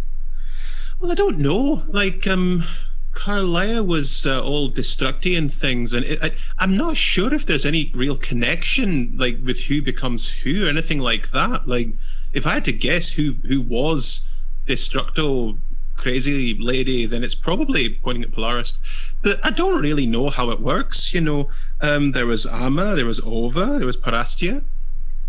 They all did various things, but they they weren't exactly... We all worked together in a different kind of way, you know. We were more like a unit. Like we like went out and like fought big beasties and stuff, and I was there to make sure that everyone was, you know, getting back up again. Lots of healing and occasionally throwing out some big booms and stuff like that. And that's Ova my was job. more of the like, is it? That's nice. Yeah. Good. And then Ova was kind of more of the like animals and shit. And Amma tended to be a bit more chatty. And Parastia was often more like kill them all, but in like a good way. That's so interesting. Did the gods, do you reckon, then like trade off who gets to have a kid? I mean, if I had to postulate, and I'm no one for big postulations, but all right, like looking at the 5 of us, right? We all do different things, except you and I do similar things. So maybe it's like there's a role within a group that we all sort of fulfill, maybe? Oh. Just guessing. I don't know. Like maybe Right. we're all like a sort of divine team that, you know... So there's always like a primes and red one and a blue one and a green one and a pink one. Like maybe if you wanted to put like color code it, which seems like a really sort of basic way of differentiating between different people and their skills and abilities. Yeah, you could, yeah. Yeah. So, Huh. whilst you are kind of musing on whether you are almost like kind of a group of rangers with different powers, or shall we say, I want to quickly check in on anything tender wants to do on the Lichtenberg, if there's anything major. There's a couple of things. He rolled a 15 insight to see whether or not he actually made a complete arse of himself, like whether he can get the vibe of the crew. You've made a complete arse of yourself in front of the captain. The rest of the crew thinks you're a bit flashy, but that's about it. Cool. I think even the fact that he made an ass of himself in front of the captain it's going to sting a little. It wasn't really his intention. He was making a point to try and make a point, and the point was not made. So I think he's worried about Ilspedai. Because they said they were lost. Yep, I've been rolling, but still lost. The only thing I can do, I guess, is do. I think is that on this ship there is like a map room, right? There'll be like a kind of navigation room, which will basically, I can't remember all those days in the National Maritime Museum. I can't remember, like, I want to say stuff like sextants or octants. I don't know if that's what I mean, but the various different mechanical apparatus that you would have for navigating your way around the ocean. They'd be on the bridge, wouldn't they? Sure. Yeah. In which case, I think there'd be to allow for that conversation to have happened between Polaris and sorry, what's the captain's name again? Etholda. Ilda. Then there would be a long time of Tender kind of looking pensively out at the horizon, and just muttering, and then walking into the bridge and just kind of, if they can, just saying, sorry, does anyone have any maps? Yes. And you are? Says a very perplexed looking human. I'm Tender Lovinkir, and I'm with the project managers. We've got a teenage dragon, and they're lost, and I need to give them a map. Just like human individual Elsa just leans back and kind of leans into an elf and just like, looks different to the etchings. Yeah, it's different to the etchings. Yeah, but I guess it's kind of similar. Right. Dragon, you can have a look. You can't remove them from here. No, I just right. Is there any? There's no like guards against magic or anything. I don't want to waste another slot. I was ill-advised. We don't have any wards like that in here, no. All right. What kind of stuff are you gonna do? Just a quick send. I just need to send a message to your dragon they're friend. Lost. They're lost. And I don't like leaving people behind. Go ahead if that's all you need to do. And you have like view of a map, and you can see that there's kind of apparatus, so you know also where you are on that map. Cool. Do I know where the tree base where Ilspedai was coming from is roughly? Yes, because you know it was 2 hours. It was in Aira, which will be marked on the map because it's a very prominent city. Oh, this requires a lot of back and forth. Like this is what's going on in Tender's head. Is like this is going to require a lot of back and forth. You only have so many sendings in a day. I know. You've already used one. I'm going to use another one. Okay.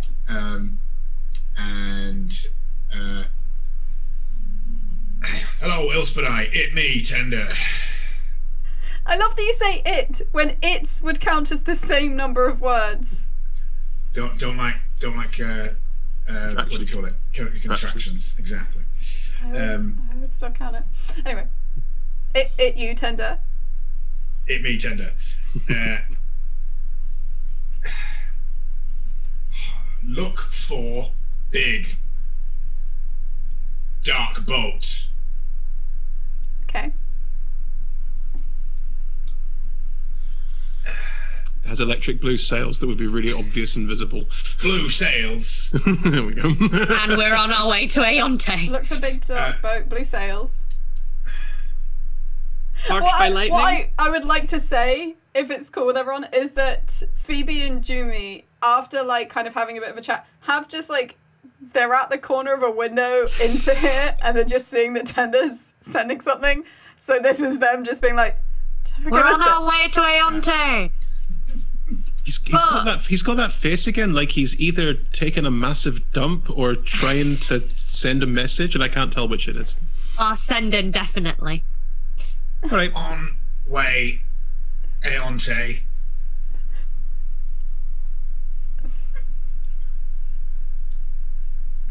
Will send sign to Sky. Will send sign to Sky. Interesting. Okay. I swear I am rolling for like how lost or well Elsmedai is doing, but since you gave like some more specifics there with advantage, how is this? It's after the 100 that I'm just rolling. I haven't rolled over 20 in my last 3 rolls. They're never going to make it off Concord. They come back going, thanks, it me, Elsmedai. I've found the sea. I'm at the sea. We'll look for ship. Nakara's an island. And Aonte. Yeah, Nakara's an island. Found the sea. They went far enough and found the sea. I'm sorry. Go far enough, you'll find the sea. This poor, slightly overwhelmed dragon has rolled so poorly. We'll look for ship and Aonte and sign in Sky. Thanks. Coming. What did you tell them? I said we'd like do a flare or something. I figured someone could. You can make fire, right? I can make fire, but I have to set something on fire. I can't just hold fire above me forever. Hey, don't worry. I take a potion out of my lapel and just look at it and chuck it up into the air, and it just explodes, firebolt. And I will keep just doing that. The first time you do that, What are you doing? everyone on the ship loses their mind. Yeah. Ethelda is shouting and Sorry. everyone kind of there are 3 seconds of very tense silence with everyone just looking at you. Ethelda like staring you down. I was told to throw up a flare, so I did. Right. Next time only do that if the captain tells you to throw up a flare. This Would ship's it be really possible? like, you can't do shit unless someone tells you to do it. You Am I can't allowed just to breathe? throw fire All right. around a ship. That's right, high up. Captain, do you have something that we could, like a balloon, that we could float above the ship? And that We're way, not having a party. No, we're not throwing. That way, we're not making loud Phoebe, you're making noises and something throwing really flares, stupid and I right can now. cast light on a balloon, and then the balloon can float above the ship, and that way it's not loud noises. I might be able to help with that. The balloon. Captain, would you mind if I went to the crow's nest? Go on. Well, I just One of the more reaches in complicated and pulls out Thank you, Polaris. the rope that Wrath The gave rope of Aware. climbing. The rope of climbing. Ooh. If Aware ties anything to the end of the rope of climbing, it's gonna float because it'll be at the top of a rope of climbing. Yeah. Very true. Galaxy brain content. What would you Galaxy like to brain. attach to the rope of climbing? Honestly, if I'm honest, Chloe, what I'd like to do is reach into my bag of holding and roll a D100 Oh. and see what comes out. Roll a D100. You don't have to roll a 100 to get the magical cronut, but it'll be high. Oh, I don't want it to be a cronut. A cronut's small. I'm hard to tie I a was rope worried around. you wanted to light up a cronut. The holy grail, but it's the cronut. Okay, roll a D100 and I'll tell you what you get. 39. 39. 39. What you get is something. It's not because we're not in Eberron. It's not glamour weave, but basically it is like when you can kind of make a basic doll out of a sock. out of like a darned sock. And it's not glamour weave, but it is iridescent. It kind of slightly changes color in the same way that a changeling can. And it is something you were given when you were very young. And it is basically a small doll of a changeling made out of an iridescent sock. Just like a very kind of basic thing that you were given when you were a child. If I see you rummaging your bag for something, I'll just take another potion off and give it a quick shake, and it'll light up, and I'll go, here you go. So I'll hold one in each hand, and it'll be like, shiny potion, Billy Boo. Shiny potion, Billy Boo. And just slowly Billy Boo's gonna go back. I have zero attachment to that into potion. the bag. Literally can make as many of them as you like. It's literally, I don't care if it dies. How long does this? Indefinitely. It's a magic You item. do cool stuff, don't you? Literally just created a magic item in an action. Yep. So tie the And rope then around the edge of it, and it'll. Phoebe just pokes it because if it's just glowing a little bit, is it glowing a lot bit or a little bit? Oh, only a little bit. It doesn't go very far, but it's basically a glow stick. I've just taken a liquid and it's gone shaken, then it's just bing, lit up. Just a So glow Phoebe stick. then pokes the potion exterior bottle and casts light. It's a cantrip because it's a cantrip, and until the spell ends, the object sheds a bright light in a 20-foot radius and a dimmer light for an additional 20 feet. So we've got a firefly. It's Perfect. As established, it's kind of about like dusk anyway. So as Aware scampers up to the crow's nest, there is someone who like was in the crow's nest when Tender dimension doored in there, but you bamfed out so quickly from there.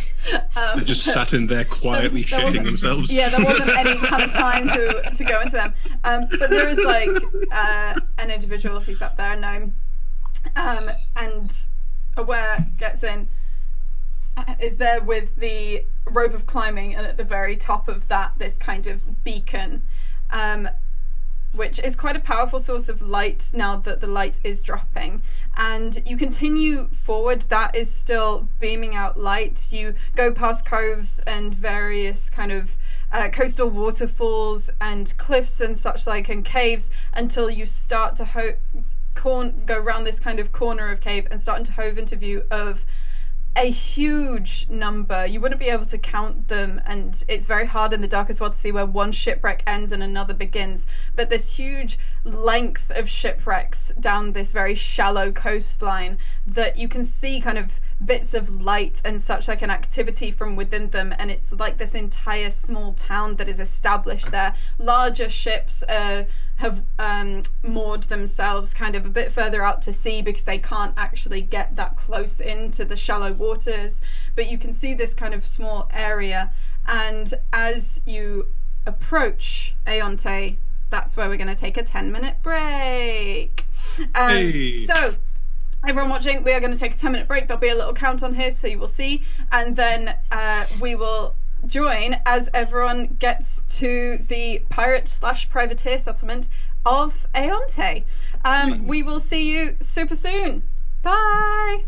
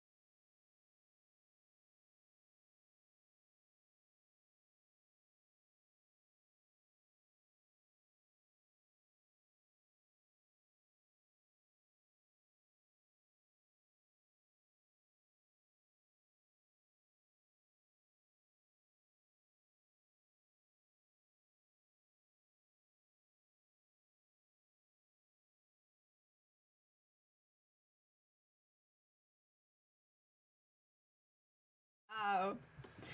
Hello, everyone. We've been talking about different cats in the break, but we will get back to other things like pirates and privateers and shipwrecks and magical items. So, we left it with you basically pulling in as close as you could to dock near Aonte, which is a pirate and privateer settlement. Polaris, you'll be aware of some of the general rules around here. Now, not to deliberately quote a famous film that may be accurate or inaccurate about pirates, these rules are often treated more like guidelines. So there are rules of kind of there is no killing here. Like, people fight, but you do not fight to the death. Killing is only by, like, a vote of the various pirate and privateer leaders who are there at any time. No stealing. Again, like, little bits of pickpocketing happen, but one of the things that you kind of need in order for just any trade or peace to be functioning in Aonte is for people not just to constantly be taking other people's stuff. It is closed to people who are not pirates and are not privateers. Obviously is going to pose a little issue for some of y'all. And magic can be used, but there are certain areas where either magic or weaponry is kind of left at the door, but that varies from ship to ship and from section to section.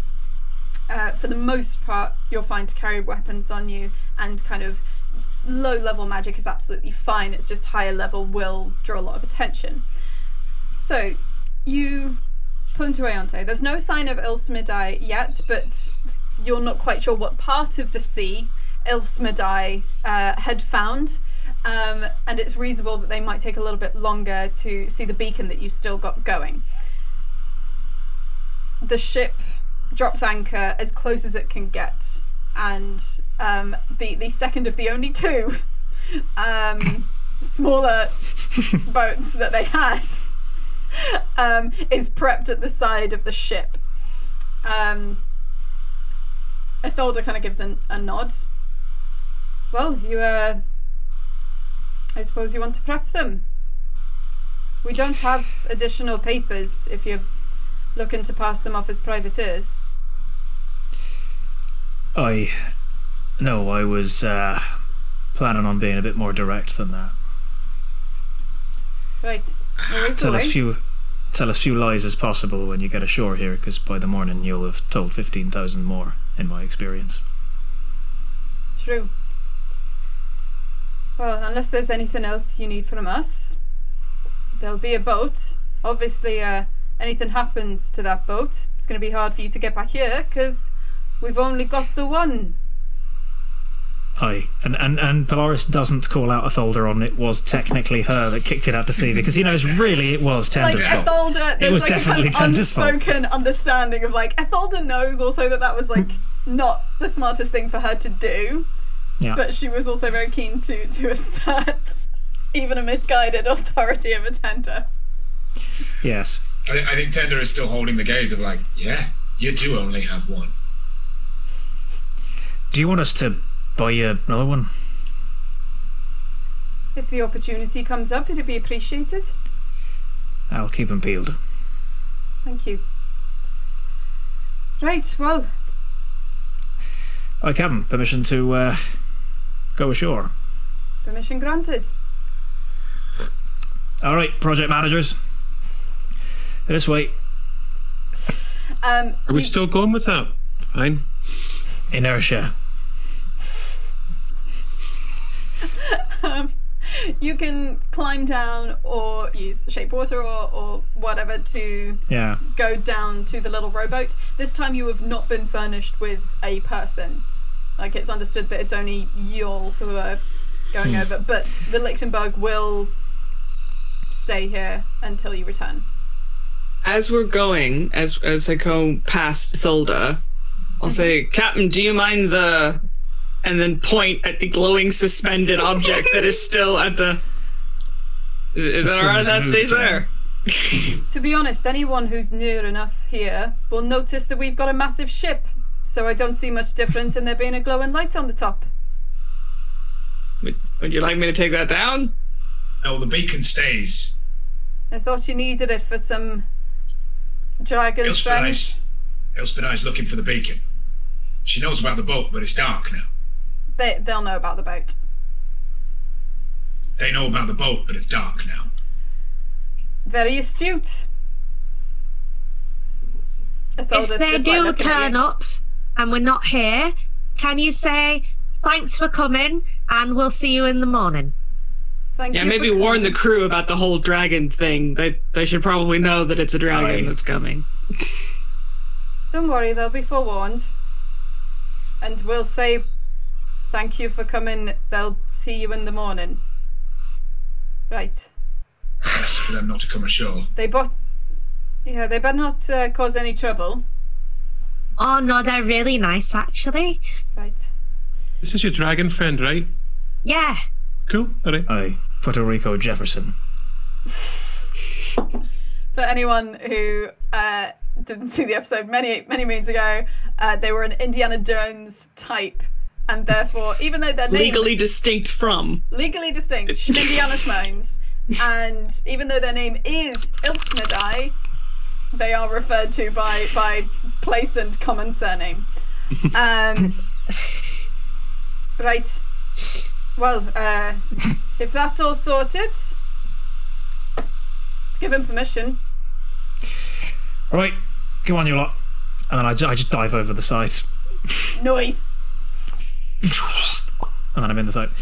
Tender, we row well. Come on. I think we're still climbing down the ladder, mate. That was too quick. Well, as in, I'm holding one of the oars and I've got the other one. So I'm like, Tender's going to be doing the rowing. Into the water and thinks about doing the dive. Looks like you got a lot of bones that could break there, lad. I'm halfway down the ladder. Tender turns around and starts going down the ladder, but like if I can't keep the captain's name in my head. If Ethelder is watching. If Ethelder's watching, just eye contact as he kind of disappears. Yeah, I think Aware's gonna look over the side and like in their head go, dolphin?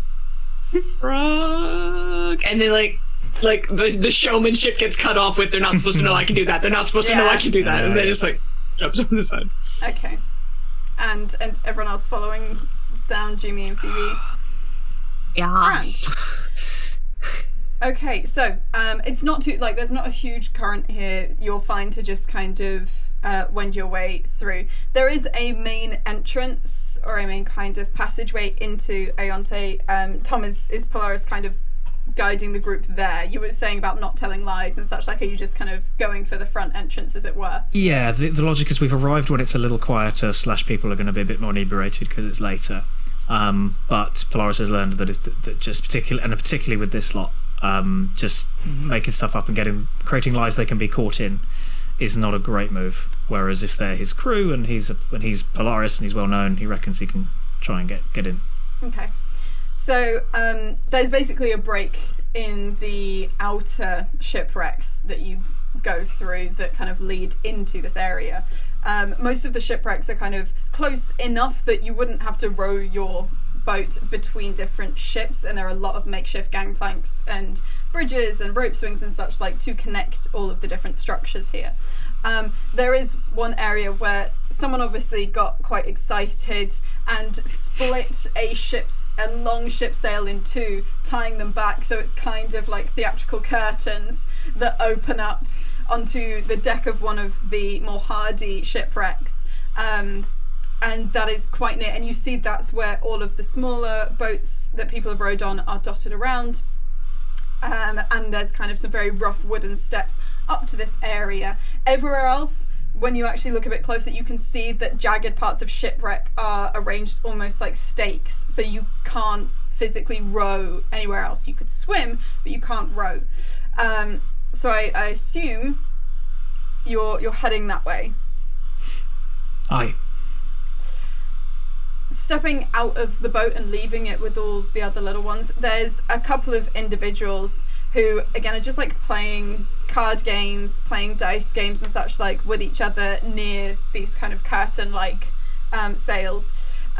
You've got one tabaxi and one human who are just wearing, again, a lot of people are just wearing kind of like quite everyday clothes. And drinking a little bit, and when they see you appear, they kind of scramble to their feet. Right, papers or tattoos, whichever you got, prove it. And Polaris knows this, that most pirates have brands or tattoos that distinguish them as pirates. Privateers would have papers. Jimmy rolls up a sleeve and shows the brand. Right. Polaris just goes like, What does it look like for Jimmy? I don't know. It was done to me as a way to get into Aonte over 100 years ago. Oh, okay. What you have is Nice. basically, it looks like a compass. It's kind of like compass, circle, points, and then there is it's kind of a bit muddied over time. Then it's an upside down, well, you can't tell from position you're on, upside down triangle, and a paw that looks a little bit like a bear's paw. Bit old. Still good. Well, yeah. I mean, you got it. Doesn't matter how old it is. Aware will reach up, pull the shirt aside, and there's a swallow. When did Aware get that? Or when did Aware see Aware that? can change what their skin looks like. Yeah. Is Aware taking that from something they've seen? Or... Yeah, it'll be from, because they have been on boats before, and it'll be something that they saw that somebody on one of their old boats had. They might not be sure that it's the right one. Yeah, I'm just gonna roll for... That's absolutely fine. There Nice is a backup tattoo. plan. Okay. It's not just, like, you can't... Didn't mean just... It's not if you have a tattoo. You've got to have that one. Oh, sorry. And then we'll pull it aside, and it looks exactly like Jimmy's. Just gonna... I've got a snake on my back. No, that's all right. Just don't mess around, okay? It's late. Don't mess with that. Right. Okay. Next one, please. We're on Pirate Island. Stop messing about. hey. Hey, you Obviously don't know if they're pirates or if they're privateers. Sincere is one of the Many, talk like this so far. Many have tried to brand me, but, well, and I just put my hand through my arm, kind of. Yeah. And then I pull out No the, bones. We know you. All right. Still got, and I just like, I flashed the letter of marque thing. I'm like, still got it. These two are with me. They're new recruits. Oh, really? Okay. What ship are you on? To Tender and Phoebe.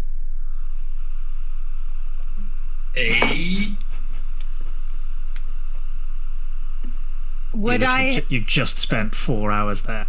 Yeah. If you want, you can make a There's no history. sign on the deck. You can make like a history roll as your character to see if your characters remembered this. But if they've I've not, his name you have once, to... I think, or maybe twice. Polaris definitely talks about it a lot, just like in rest time. Yeah. Just to give This you is some just of that. like how much have you the remembered? Lichtenberg. Yeah. All right. Mate. History. Yeah. That is a 14. Okay. I just want to check what Hannah's roll is. So it'll be a flat roll for That you. is a 20. Okay, you can both remember, but Phoebe's going to get in there first with the name. Yep. Which I've got in my Lichtenberg. head. Yes, the Lichtenberg. Steinberg. I've definitely got it wrong Lichtenberg. myself. Right, okay. And then turns to Tender, because Tender wasn't quick enough. Right, what's your role? What'd you do on the ship then? And he just looks About desperately mostly. around as I am the bard. He can do 20 shanties a knot, let me tell you. So you've got Or not. someone purely for singing, like nothing practical. You're I not do like other the chain things too. shanker or anything like that. Very good. You're just the bard. I draw myself up to my full height, not that I'm not normally doing that, but just kind of make eye contact with this person as it seems to have worked out for me so far. He also shanks the chains, if that helps you at all. That we just like if you shank the chain, then you're gonna say that before you say bard. Everyone knows that. Like chain shanker. He's very proud up of his here, instrument. bard Look at him. down there. I'm an apprentice chain shanker. I don't feel comfortable telling Wait, no, hang on. No, sorry. I'm the bard. We're being straightforward. I've never shanked a chain in my life. So far, you've been talking to the backseat, and you see the human just like disappointingly put a chain down that they were going to throw to you to prove the chain shanking apprenticeship. You're a chain shanker. Okay, right. Presumably, you know the rules here. If you break any, then we won't care about breaking any towards you. Okay? And if anyone says who let you in, then just say Elias and Jameson, okay? Elias and Jameson, got it. Yeah. Okay. Like, Polaris, you might have... You don't know for sure. You're pretty sure that's not their names. Yeah. But look, just don't... Bard one, just like, don't like be too much of a barder, okay? My name is not Bard one. Sorry, what is your name? Endalovinkir, remember the name. Bard. Don't be too much of a bard, okay? Won't get you too far. Now go on. Thanks. So as they're walking through, Aware is just gonna, like, in a very matey way, throw an arm around Tender's shoulder and kind of like, mate, they gotcha. That wasn't that funny. And then just slowly in his ear go, they missed the obvious. Don't bard too hard. Don't bard too them hard. Who you are. There are etchings of you. This is not a good way to keep a low profile. I didn't think we were keeping a low profile. I thought the idea here was to be as open as possible. Nobody says volunteer information. I'm going to lean across to Phoebe while this is all happening and go, does he always swing his dick around this much? I don't want to think about my best friend's dad's dick. Sorry, didn't know the He connection. turns back to the people at the entrance and just says, yeah, I won't bard too hard. And grabs his crotch. Precisely. I love that, like, there's a full 20 seconds between that and you saying that. Yeah. Great. Can I just check something? What, besides the tattoos, what does Aware currently look like? Oh. Aware is still grey. Okay. But is has for the sake of everyone around them has manifested kind of greyish, like, trousers and a kind of open fronted shirt. Like for the sake of decency, they are covered. But like they're presenting as a change thing. They're very much so. But the glasses are still on. Okay. You kind of walk through this out now. Polaris. Who we're going to use for anyone who's not familiar with it. We're going to use the I know a person rule. Who in Aeonte would you go to get information about magical items, low-key backdoor trading, and such like? And then we will roll to see how well they receive you. Great. For dramatic reasons, can I say that we need to go looking for the yard, like I said back on the ship? Yes. Now, first things first, we need to go find the yard. Hey. I look from left to right. Let me see, it's been a few months. You can... Right, this way. Yeah. Yeah, and then follow. And then I assume people come with me. It's really not a good idea to go wandering off on Pirate Island without the only one of your party that is a pirate. Like a trail of ducklings. You heard it. Polaris called themselves a pirate. Tom just said Polaris is a pirate. Yeah. I heard it. It's more a matter of a label, really. I mean, I've been here before, but okay. Right. Jimmy can roll kind of like history checks. I know that it's not hundreds of years back to you, not. Like, I would absolutely not. Polaris has said this is his turf, so unless he looks lost, I'm not going to do anything. Interesting, but it was like 100 years ago. You're heading towards the yard. Is the yard a particular ship that you're thinking of, or an area? Well, as we arrive at the thing that I pointed at as the yard, I kind of like stand and kind of I'm looking. I'd like to just look around it and be scanning it. And it is kind of it's like a sort of broken apart ship that is kind of in two halves maybe, and it came aground on its side and it split open. And it's like lots of, and it's quite tavern-y vibes. It would be fairly bustling at this time, even at this time of night. There's stuff happening, people talking, dice being thrown, maybe some trade going on. And of course, shanty music probably. And I'm looking around. I'm like, well, hang on, where's the yard? I mean, it's 100 years ago, but I could maybe help you find it if you like. The yard's a bugbear, mate. Oh, then I have no idea. Oh, right. Bugbears live quite a short lifespan. Yeah, I think she's aware of that. There! And points at the yard, who is... I do have this written down. Thank you for indulging my bit, guys. That's grand. She is a bugbear named Nassar. She is nicknamed the Yard. And if you look at her... She's a garden? This is where you're... She's 0.9 of a metre tall. On the contrary, she is of course a bugbear, so she has roughly their arms out like that. She has roughly 10 foot. Yeah, Griff's got the right idea. She's got 10-foot arms, and if you look, sort of built into her skin, she's got like loops on her arm, just in front of her elbow, and just outside her armpit on either side. And she is legendary in the seafaring community, as a long time ago, when a schooner had its mast splintered and it lost the yard, that's where the yard arm comes from, the thing on the top. Because she was a bugbear, shimmied up to the top and just went and then held onto the sail. Nice. And she still and in tribute, she has done it a couple more times in emergency situations, and she becomes one with her ship in ways that many captains do not. And so she's badass, and and is, in terms of why Polaris knows her, she is someone who patrols the more lucrative areas of the waters around Nicara. And she, again, it'll come in terms of how she recalls Polaris and is happy to see him. We'll see how the role goes, but she tends to prefer to trade information rather than cash. Yeah. That's what I got. That's me knowing a person. Right. And can you just fill me in a tiny bit on, do you just know her from trading? Like, is it just like a general kind of, every so often you see each other in Aeonte, or is there anything more specific? She's given me tips and I've given her tips, and they've paid off. Okay. How regularly that has happened and how successful it's always been for her will probably depend on how the role goes. And they may well have been in combat together, maybe once or twice, again, depending on the role, I suppose. Could you make a straight charisma roll? So just putting your charisma modifier.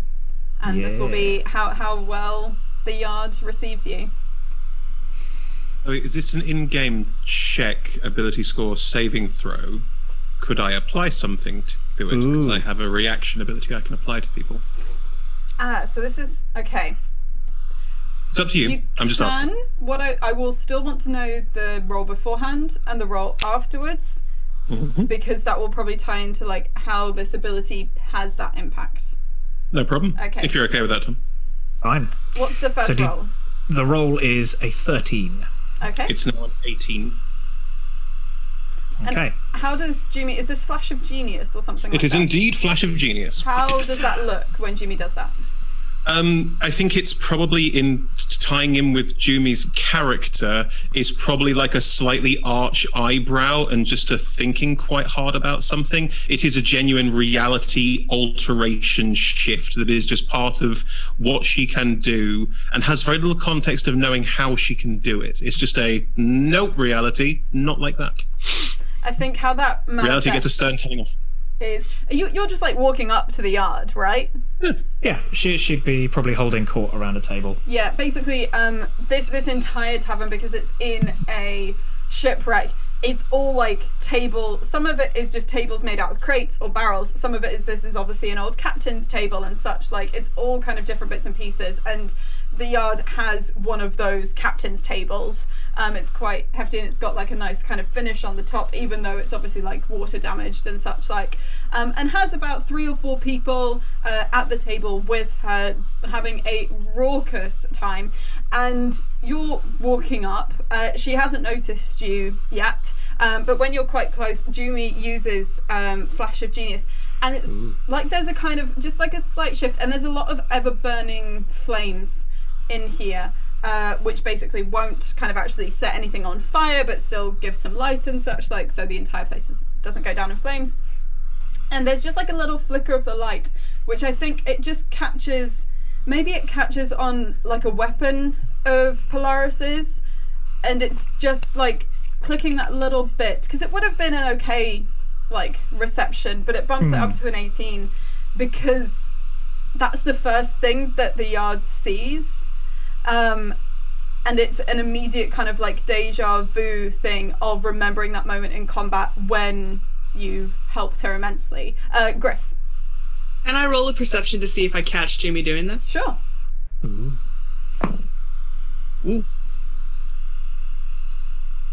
14? I'm not hiding it. Cool. You spot that.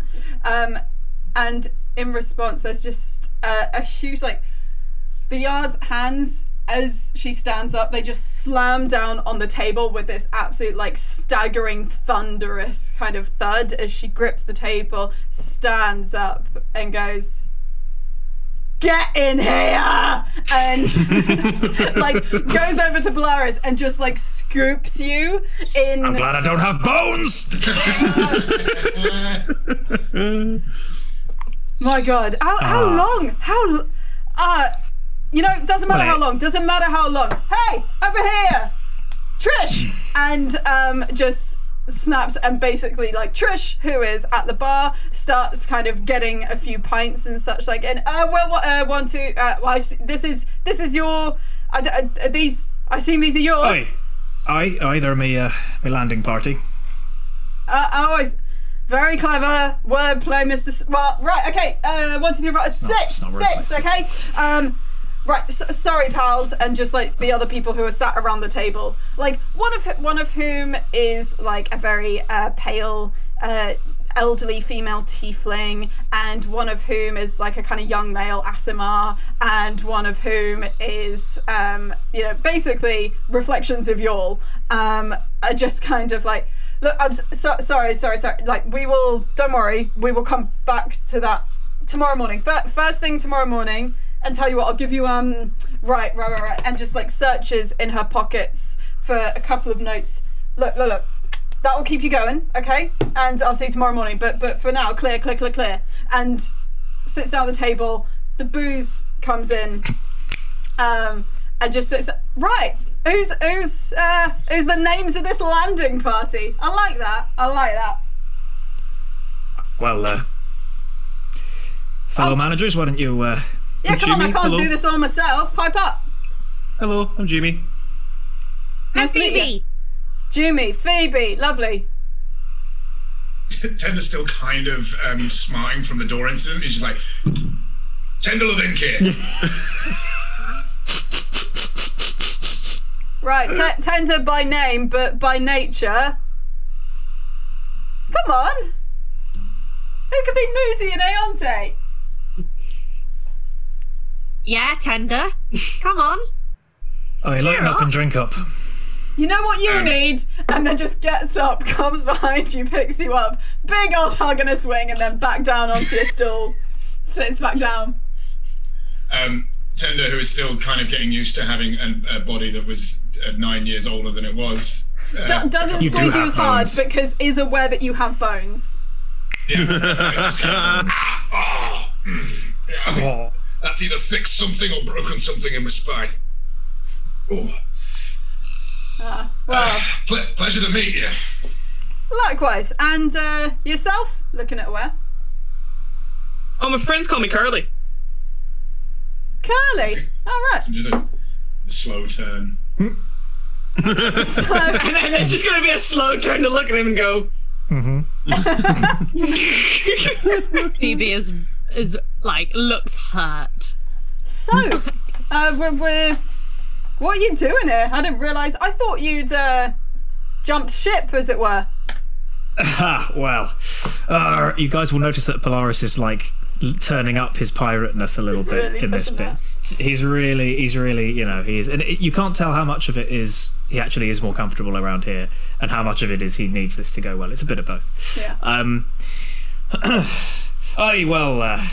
I know I did. I left the Lichtenberg in very safe hands. You met Ethelda. Oh yeah. I remember. Oh, she's keeping everything ship-shape, but no, I was called upon for. Excuse me, sorry. Anyone who drinks needs to make a Constitution saving throw. Polaris gets to do this at advantage because privateer. And I smell it first. Yeah.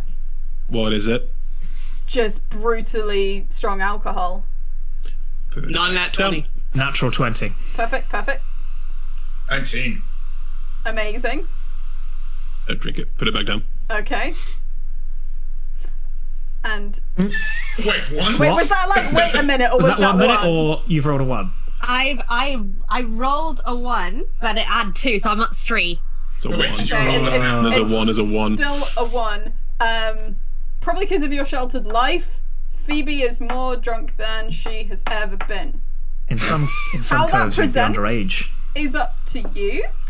But and I think Phoebe is also at that stage where you know this is the most drunk you have ever been. You've barely even touched it. But you really feel it. I mean, considering her shotting of whatever booze is put in front of her normally. Yeah. At least this is in character, but Can I roll an insight to see if I can figure that out? Yes. Hasn't said anything yet. I mean, I know, but yeah, to I be have a honest, teenage once daughter. Phoebe starts saying stuff, it'll probably be obvious. But if Tender might have dad sense. yeah. He does not. That is on an insight. That is a 12. Now, I think you notice that Phoebe drinks a little less, stops drinking a bit quicker than other people, but you don't. Did she just down the whole? Everyone else is taking on waterfalls it. Just didn't breathe. Right, so I've met the gang. Pleasure to meet yes. every single one of yous. And how are things with you, Nazar? Or shall I stick to the nickname? Oh, the yard, please, the yard. Pleasure, Captain. Look, let's no one's captain of this old ship, so don't worry for now. But no, we are good. Yeah, everything's actually working out pretty damn well. Keeping out of the kind of trouble that I want to keep out of. Getting into the kind of trouble that I want to get into. Fair few bits and pieces. Some nice things coming up in terms of some potential trades and such, which would be fun. Yeah. How about Very good. you got your serious face on, it seems. Well, as I'm sure you know, it takes a lot for me to spend any real length of time ashore. Let's just say myself and my colleagues here, we found ourselves caught up in a little something that could end up being rather serious indeed, and we're looking for.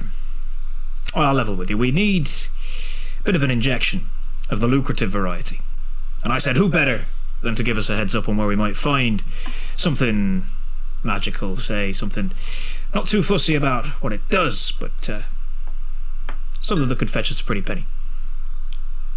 Right, I see. I mean, exactly how important are we talking here, Polaris? Really? I mean, you say important, but what, you've been wandering about on land for the last few weeks, haven't you? Aye. Sure you haven't taken on a little bit of their, people on land just make a fuss about everything. That they do. But That hasn't rubbed off on you at all? nope, at least I don't think it does. It's, well, I would say how long have you got, but that's actually rather apt.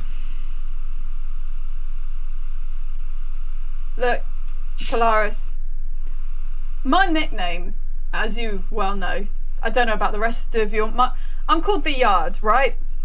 Because Hi. once I was on a ship and the yard arm broke and I replaced it because I can. I'm kind of into things being literal, and right now you're dancing around a little bit. We're all gonna die. I am quietly mixing a couple of things together. I have rolled a 17 medicine check. Just do. Drink this, Kitty. Have a go on that. I need to have a moment after Phoebe drunkenly just blurting out, we're all gonna die. We're all gonna die. Yeah, in the most weird, like, creepy little child way. I've just mixed a little tonic together and gone, here, Dilly, drink that for me, would you? Yes. Hey. Yeah, drink that and then explain exactly what you just said. Because I appreciate the literalness, but why are you dragging people onto Aeonte Polaris who are saying that we're all going to die? Sorry, was I not supposed to say? I pick goes. That's a restoration, you know. Oh, you know what? She's right, and she's right to speak plainly. The situation is complicated, and we won't waste your time. But there's people, very bad people, very powerful people, who reckon they've got a way to, long and the short of it, kill everybody on the island. Well, make everybody unborn. Yeah. I count being dead, being no longer alive as being just the same as being killed. But wait, there's a load of people who want to kill everyone unborn. No. Well, no, they want to kill everybody on the island, but by sort of rewinding time. Again, I'm being literal here, and okay, if you say so. It's big magical stuff. And now I like the open blue as much as you do, perhaps even more, if you don't mind me saying, for obvious reasons. Yeah, I get it. But if there's no ports, nothing being delivered anywhere, nowhere to set sail from and to, well, where does that leave us? Don't worry, Polaris. You don't need to explain the importance of death to me in terms of how it affects me. Just being literal. I'm a decent person. Like, I get that death is bad without being told that, you know, as a mother or whatever. Okay, well, look, I'm not saying that you're not above board, and the yard starts to get a bit quieter now, because you are kind of in, like, quite a bustling area, and there's a lot of other noise that's cloaking this conversation, but still. How do I know what you know is true? Now, like I say, I do respect you. It's just a big thing to be coming in here and saying. And exactly why do you need... I mean, Polaris, aren't you... Not to bring it up, because I know you don't like bringing it up, but don't you have some pretty powerful stuff on your side already? I do. In fact, he glances around momentarily.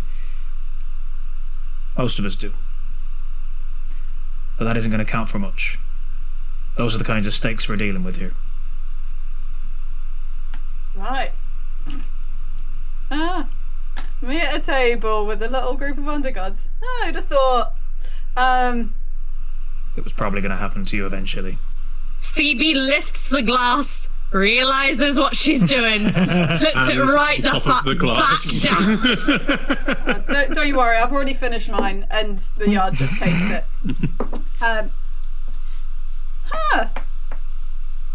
Sorry, I know that I should be worried about, but this is kind of... Well, it's neat and it's interesting. Okay, so say that I did know of something that was due to be traded here tomorrow morning. Something that I'd say would take a pretty penny, you know, it's pretty fancy. Admittedly, I had my own eye on it. Say that I did know about something like that.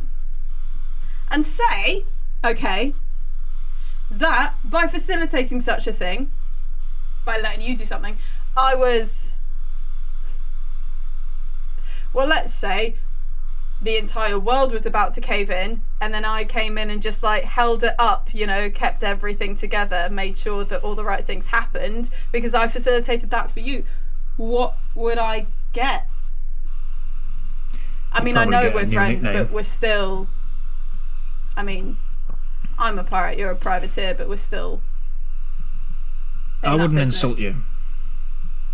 You're quite right. I wouldn't insult you by bringing nothing.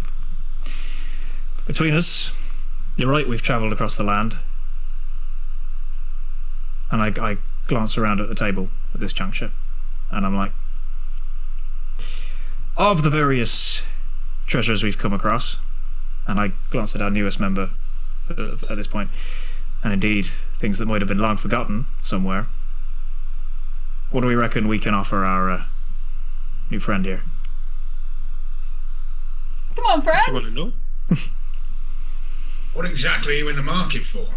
Because if you just want to be part of saving the world and enhance your legend, let me tell you that you'll get a couple of etchings and then people will forget about you sooner rather than later. Etchings. Everyone knows etchings are, not always that accurate. So what's the bother?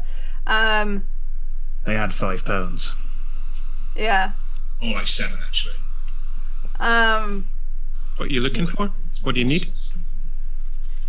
Typically, look, I trade in information. I mean, gold, great. Medicine, sure. Food, whatever. But information's kind of actually the thing that gives you power. Means you can Maybe. get people to do stuff. So, I mean, if you've got anything information-wise, I mean, I'm 100 years out of date. Phoebe, like blank face does not get what that means. Literal again. What? Okay. Well, So, Aware will take a breath in a kind of performative way, in a kind of look at me now way. Consider for a moment and go, I mean, I can't tell you anything now, but I can put you in touch once with people who could get you anything you need to know ever. Can I roll a persuasion on that?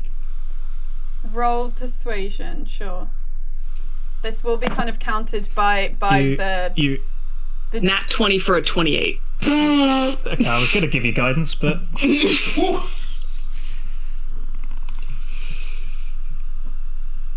I mean, that's one hell of an offer.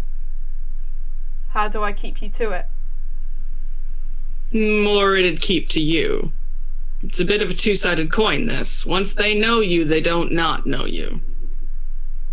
Hey, that's how it always is with me.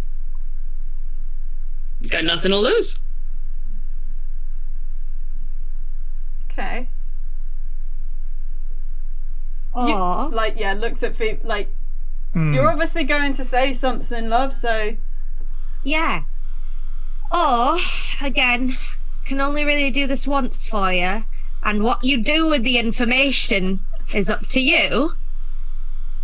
But I've got a direct line to someone whose whole thing is truth. Now, I can just tell you what I see and hear if you ask, but it would show you what is to happen. But, you know, interpretation is your bag. I'm not getting into the interpreting of it. Okay. So I guess the deal on the table is, do you want to know what is? Or do you want to know what's going to be? Or what was, frankly. Hell of a spread. Yeah, I mean, to be honest, when I ask people for information, I don't get such good offers in return. Bit Or spoiled bard for choice, stuff. I am.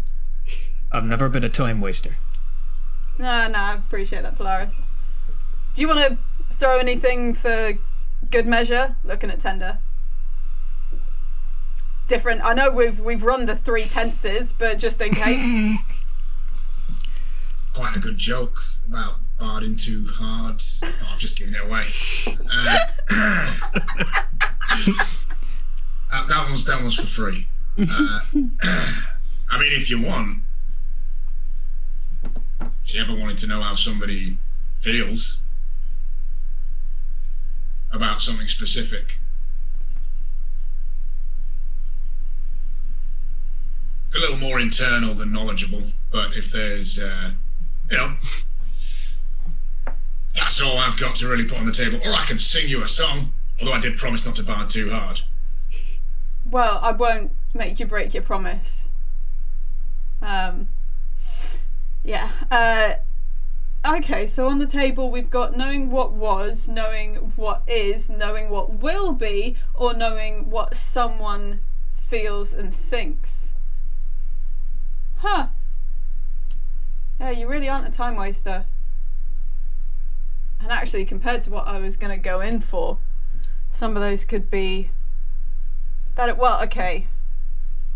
Knowing what will be. See, if what Polaris is saying is right, and also doesn't that kind of depend on what like concept of time? You see, I've always been a bit of a presentist myself, okay? So if we're gonna go into what will be, then it doesn't really look. I could go into No it for you, offense. but I mean, it was tempting, but yeah. Feels like one of them things, if the moment you know, you kind of change it, and also if the only thing that actually exists is the present, then knowledge of the future is just simply an addition to the current present rather than any kind of constitutive thing of the future. Anyway, right. So, narrows it down to 3. So we've got knowledge of what's going on through pointing at aware through some people who, once they know me, can't unknow me. Knowledge of what was. Tempting. I've not been much of a one to actually like go and think back on things. Oh well, you're lost. No, that's all right.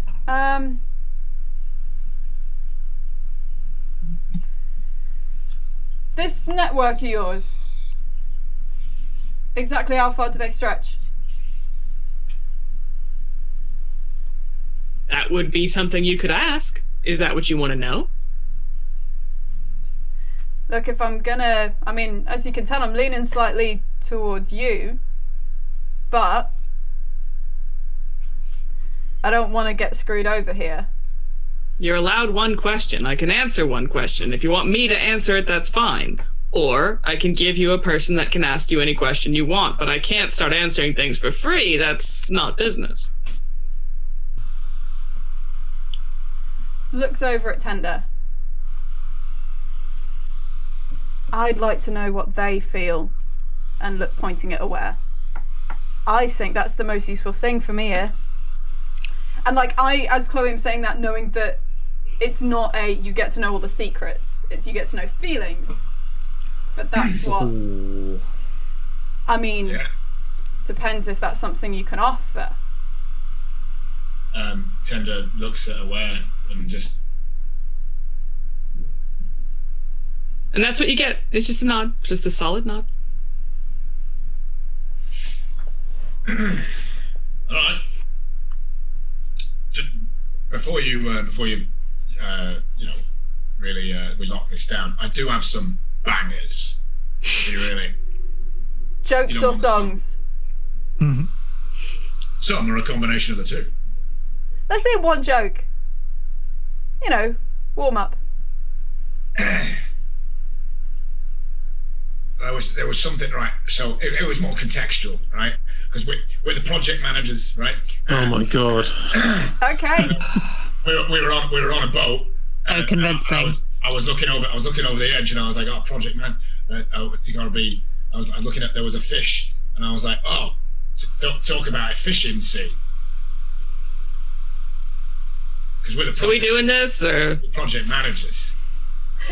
Please, like Tender. just comes over, like isn't yet kind of doesn't outwardly laugh, but seems to be smiling a weird smile, and just comes back over again, scoops you up, like waggles you around, sets you down, ruffles your hair.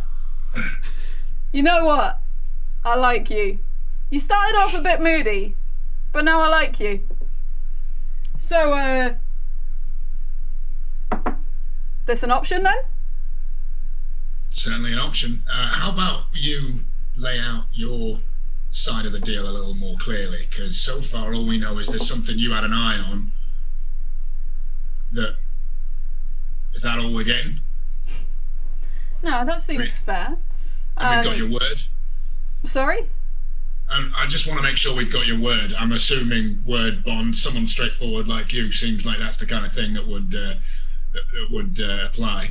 Oh yeah, I mean, I'm a pirate, but if you're a pirate who's unreliable, it's not too long before you're on a ship on your own and you're sinking because you can't keep anything going. So, You can only be so much of the ship at once. yeah. I see. 'cause Presumably the only yard. the straight bits. Yeah. Yeah. Okay, and then like dropping down really quiet. There's something that's being traded tomorrow morning. I think it's already on board. Not telling you where until my end's held up. It's a item. Apparently it's a ring, though no one typically actually sees it. It gets traded as a selection of items so that no one can just easily nick one thing and then it's gone. It's called the King's Ransom. Polaris, you can roll history on this. If anyone else wants to roll history, actually, if they've just happened to have heard of this item, because at points it'll have been in pirates' hands, at points in others. Would it have been around 100 years ago? Yes. Old item. So 22. Old 16. ship. Ooh. Okay. 27. Nat 20. What is a nat 20 for you? Because mine's a 27. What's your your history is +0. Yeah. Okay. So, but both, like anyone who got a 20 or over, which I think is like 3 of you, Yeah. you've heard of the King's Ransom. It is the reason why you kind of go, oh, this makes a little bit sense as to why the Yard went with what she chose. It is something that wisdom save pending, or you kind of know that like there is a level of force or effort. You get to know what someone desires the most at that point in time. So it gives you a lot of information about an individual. You've also heard rumours of some form of curse or some kind of limitation that it places upon the wearer. Jumi's roll was highest, I think.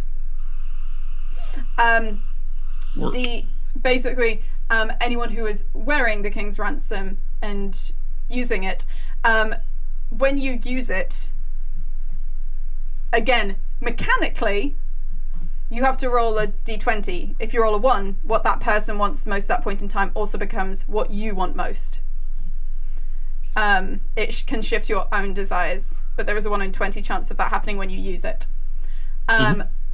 So, you know that it is most likely a ring that is often like kind of worn or traded with a lot of other items for security's sake, and it gives you quite a lot of knowledge, and definitely that seems like significant or definitely enough magical power in terms of what you need right now.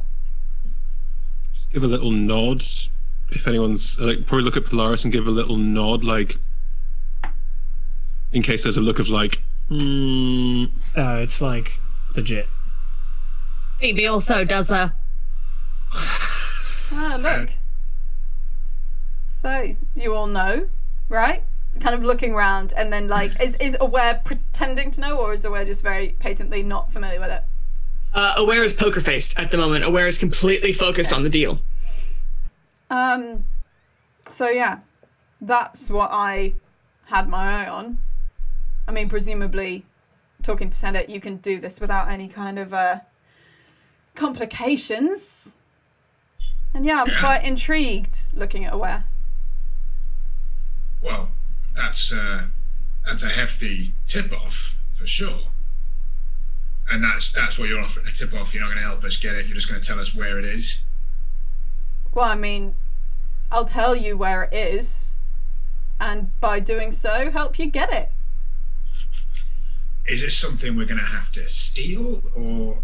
Look, if you're relatively quick, then you've probably got one guard or something, and everyone else on the ship, they stop them. She stops herself saying the name of the ship that it's currently on.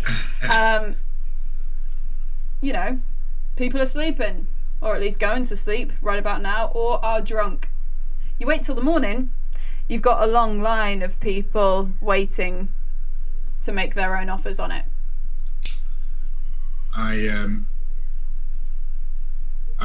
look at Polaris, I guess, and just kind of wait for the nod on the deal.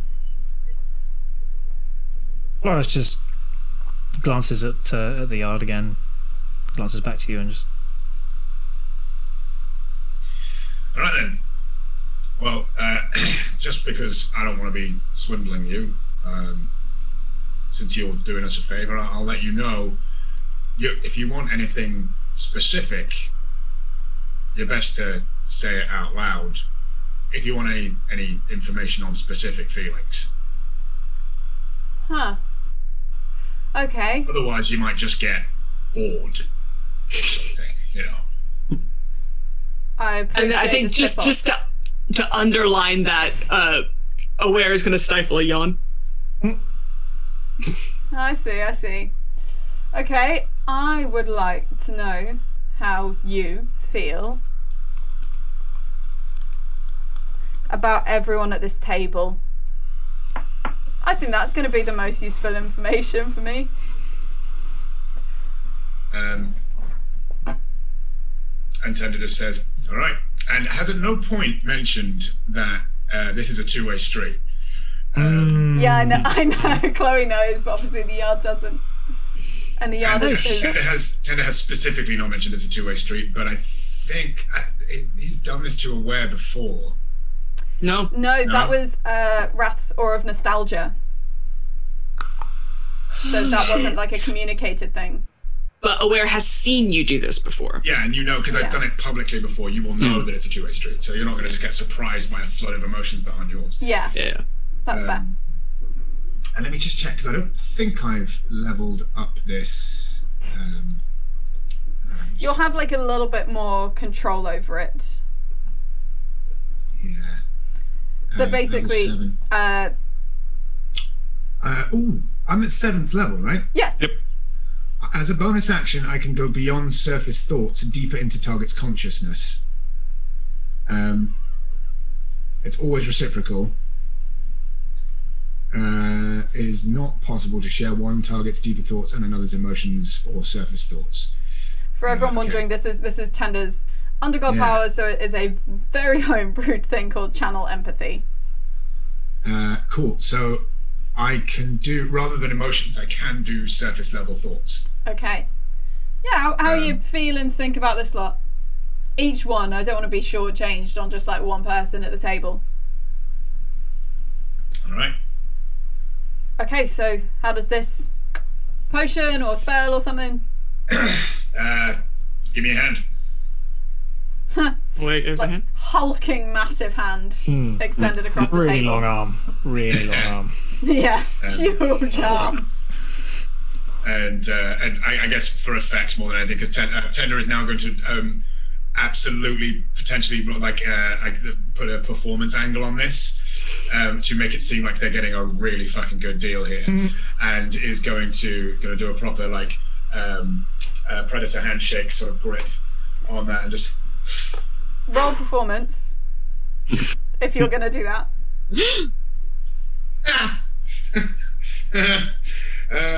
That is a 7. Yeah, it's a 2 on the dice. It's not awful, but yeah, it's very clearly a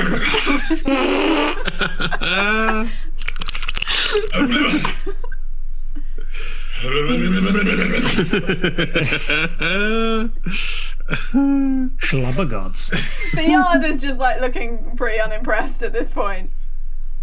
And the unimpressedness just makes it go further. Like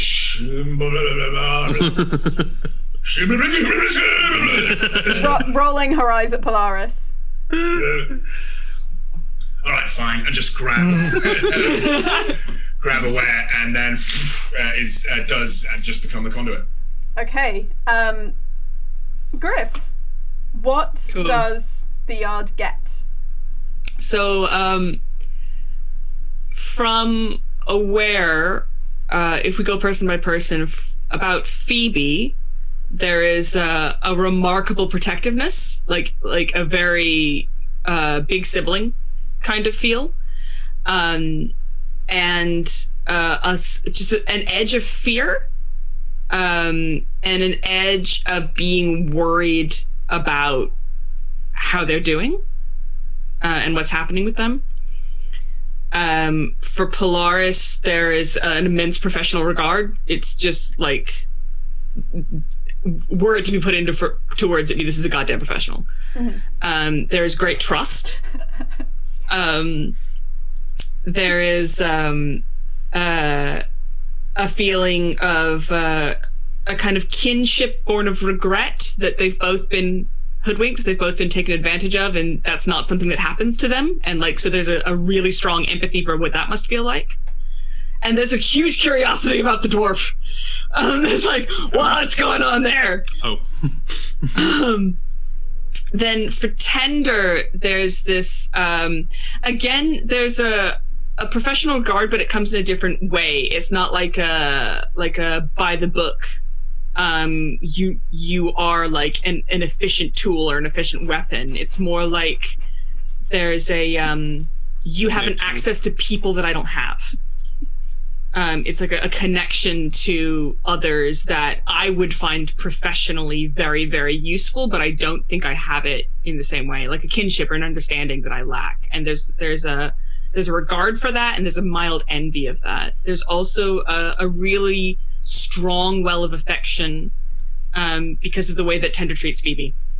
So it's somebody that takes care of somebody that I care about. Okay. There's just a little bit of you dumbass, like just like, dude, rein it in. But also like an acknowledgement that that's not something that's possible. Yeah. For Jumi, there's a lot of fear there because there's a lot that's unknown. But there's like a gut feeling of trust that seems to be like where we're going with it. It's I don't know why I do, but I do. There's a fascination with their ability to make, with her ability to make, with her ability to create. There's a little bit of like Aware kind of sees a seed of themselves in that and of what they could do if they kind of sat down and put their mind to it and stopped digging around. But they don't have it yet. And so there's again a strong regard in that. Of the Yard, for the Yard is technically also at the table. There's definitely being physically intimidated, like this person could snap me in half. There's deep suspicion. There's like on a personal level a kind of you're all right, like we could drink together, we could have a nice time. But there's also a strong feeling of you backed the wrong horse, you made the wrong choice, because they could have had something that is worth way more than the information that they're getting now, and they fucked it up in Aware's mind. But also a sense of relief because they didn't ask for something that actually would be very, very hard for Aware to give. Cool. You get like, obviously the Yard doesn't know everyone as well. You get that the Yard thinks that Tender is probably one of those people who's like fundamentally decent but just overcompensating in all the weirdest ways. And such. Like Phoebe is just incredibly, like, gets the impression of Phoebe almost as like work experience because of the youth level there, and seeing like that the drunkenness earlier and such, like, but likes the fact that it meant Phoebe was very direct and honest. Polaris, there's that level of respect and closeness in terms of like when like thinks of Polaris as similar to a brother but in a kind of more like loose family sense, rather than like he's not a brother to her but has the same kind of there's like a lot of common kind of things there and has a lot of time for Polaris. Jumi in like confusion, especially because of the best before date kind of comment or similar, and then I think there's also like a little bit almost of like reflux of like your curiosity about Jumi reflecting into more curiosity about Jumi on the Yard's end, and then you thinks you're really cocky, thinks it finds you still very interesting, And can't quite tell, if you're incredibly cocky and overconfident or if you can deliver on such things. And still isn't quite sure. But with the with Tender having finished being a tube, as he has defined this before. Before I finish being a tube, I'm gonna push that level 7th ability. Okay. And just one thing from their deeper consciousness, for both of them, that I guess is non-specific. Then like something beyond it, just because of the wording on the thing. I don't want to try this 7th level thing. Sure. It's like something from their deeper consciousness, just a nug. Super. Is it about each individual person in the same way, or is it? I think it's just what it's. It's just. I'm gonna say what you're thinking and feeling right now. Yeah. And I'm gonna say at the something that the Yard doesn't even know, because it's right at the bottom of her consciousness, is the idea of just taking a ship and sailing and keeping sailing, given what Polaris has said. I think if it's that deep, if it's as deep as what Chloe just said, then what it is a picture of a wood and a particular path in a wood that seems to stop in a way that suggests actually that it keeps going, but it's been covered, or there's an illusion over it, and then a kind of sound of banging metal and the picture of a shield. Okay. And then Tender will just, get what you want. Yeah. Thanks. That was revealing. Am I aware of what Yard would have received? I think you have a general awareness, yes. So then their whole... Other than the subconscious, pit of your stomach thing, because Yard doesn't know that you've got that. That's not a conscious thing. Okay, so I wouldn't have known that Yard got that from me. No. Oh, you know that you got something from Yard. Yeah. Yeah. So you could theorize, but there's a level of arrogance here. They wouldn't believe that they actually gave that away. Yeah. Yeah. Okay. So it's just going to be like a... Right, well, that was diverting, but now your end of the bargain. Sure. Writes this down in scrawled kind of charcoal and such, on parchment, because doesn't want to say it out loud, and basically says the Radiant, stern of Gauntlet's office. That's where you want to get to. I mean, Polaris, you roughly know the way there. You can either go in the front door, but obviously whoever's still keeping guard will be there, or apparently there's a small hole in the hull. Up to you, though. Thank you. Also pulls Truly. a very smooth, quite flat stone that just has the Yard on it, a kind of almost like a stone business card, and just slides this across the table to Jumi and just goes, you're I'm not gonna pretend that I know your whole deal, but I've got a feeling that maybe we have things we could exchange in the future. I know your business is the past or whatnot, but if you need to get in touch with me... the past, just where I'm from. Okay. In that case, keep a hold of that. And, yeah. Sorry, I just had my curiosity piqued, or whatever they say. I lean across to Phoebe and very quietly whisper, I think I'm in there. Yeah. I mean, good luck. Big size differential, but we'll see how we go. How quietly are you saying that? I think not quite quietly enough intentionally. Cool. You get a little wink from the Yard. Not what I was thinking, but not what I'm now not thinking. And just kind of sits back. So, you've got the information. I mean, other people want this thing, but if you want, You've got the information. Seems like a good trade for me. Even if some people do think I'm a muppet looking at a ware. Right. Well, we probably can't stop for much longer. No. This is there now, or it's going to be there in the morning. Oh, I believe it's there now.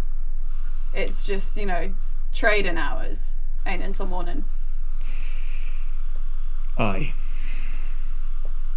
All right. As you know, I like to stick to the rules around here. But if we ain't got anything they'd trade it for, well, pretty sure I can trust you, can't I, Yard? Of course. Deal's a deal. Grant. Well, happy hunting. Much obliged.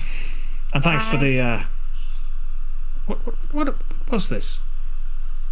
I'm made of salt water, so everything I drink inherently becomes grog, but this was stronger than what I was used to, even me. Trish calls it bilge brew. Never really actually asked what was in it, just enjoyed it. Had I left mine? Sounds like you. Yeah, I know, you're a coy one. At Jimmy. And yeah, just more winks, morphing into like Morse code. Yeah.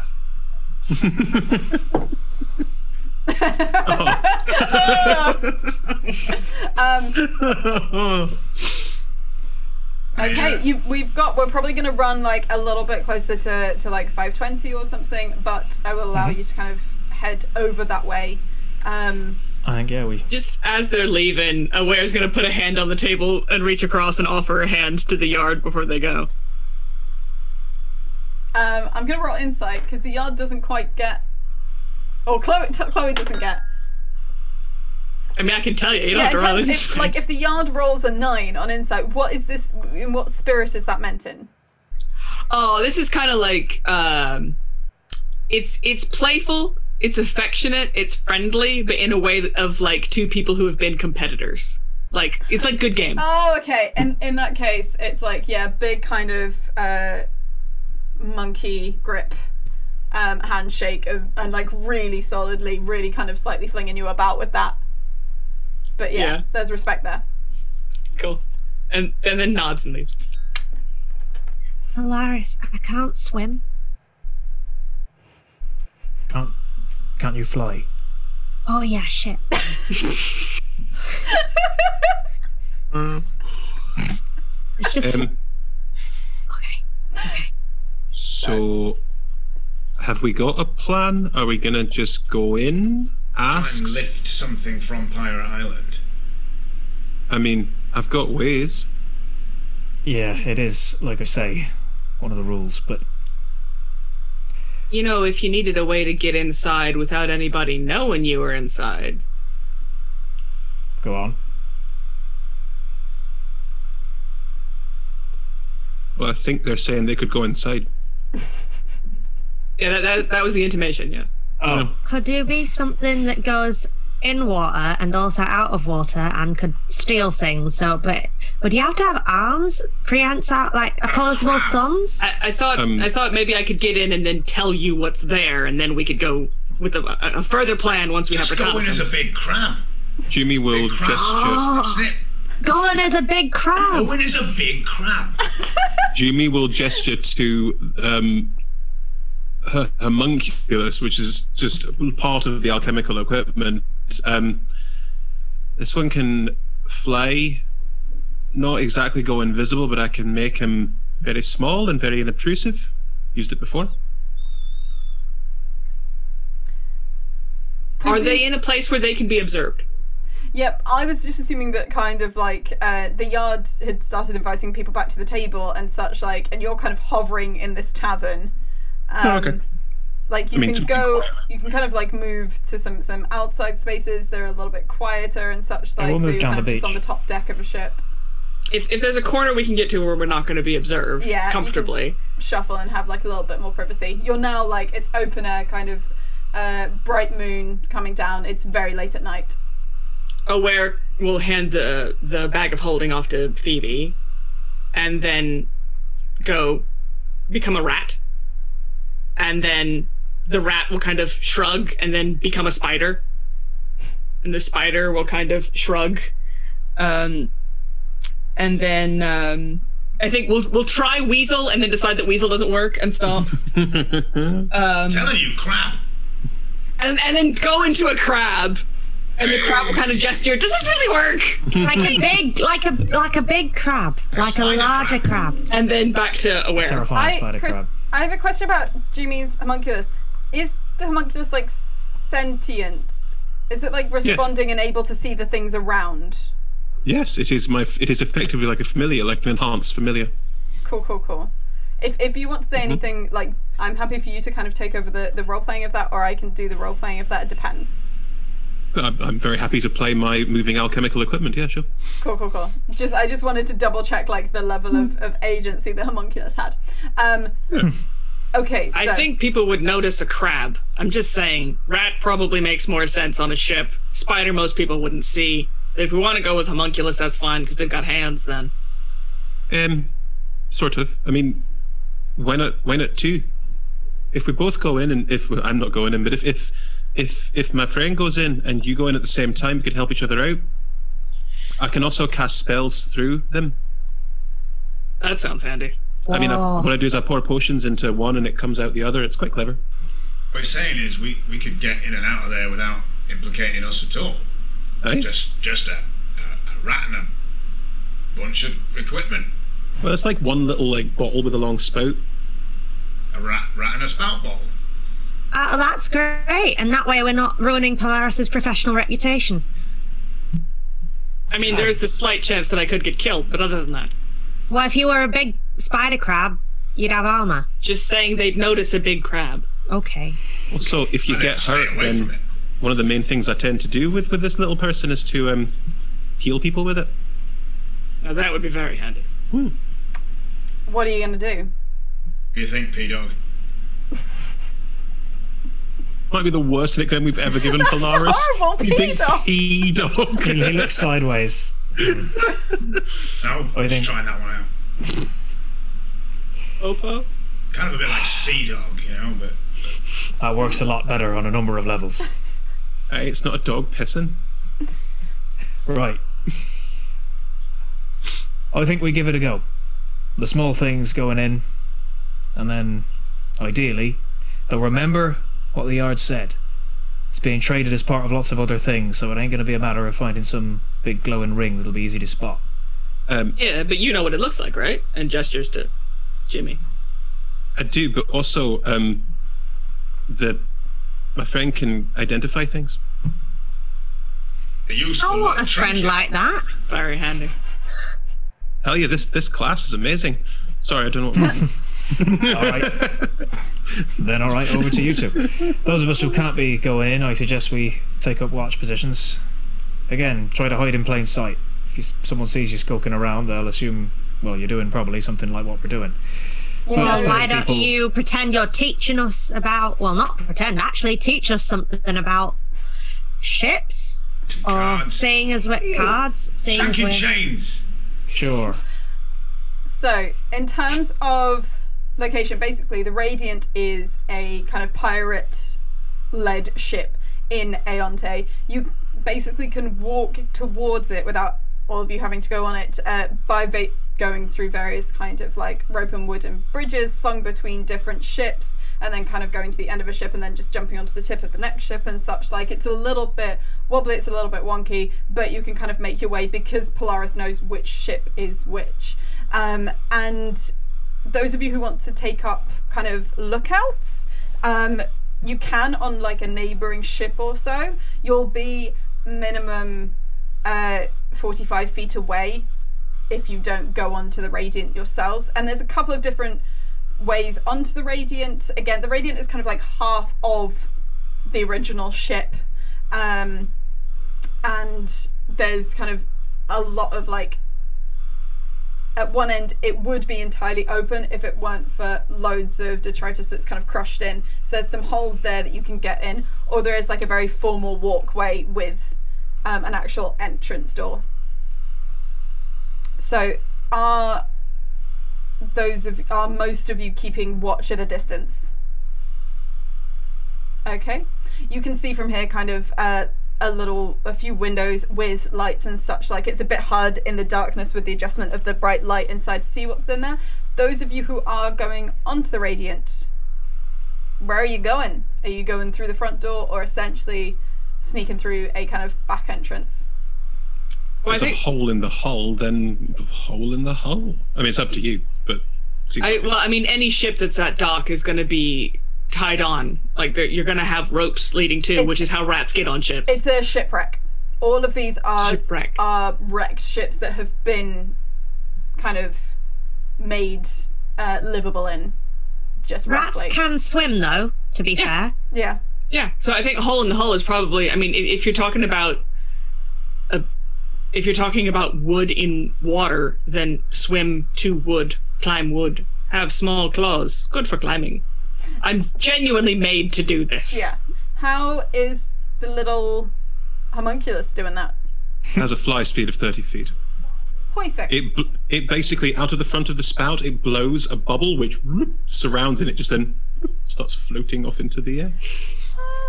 Okay. So does Jumi stay back on the neighbouring ship with everyone else? Yeah. Okay.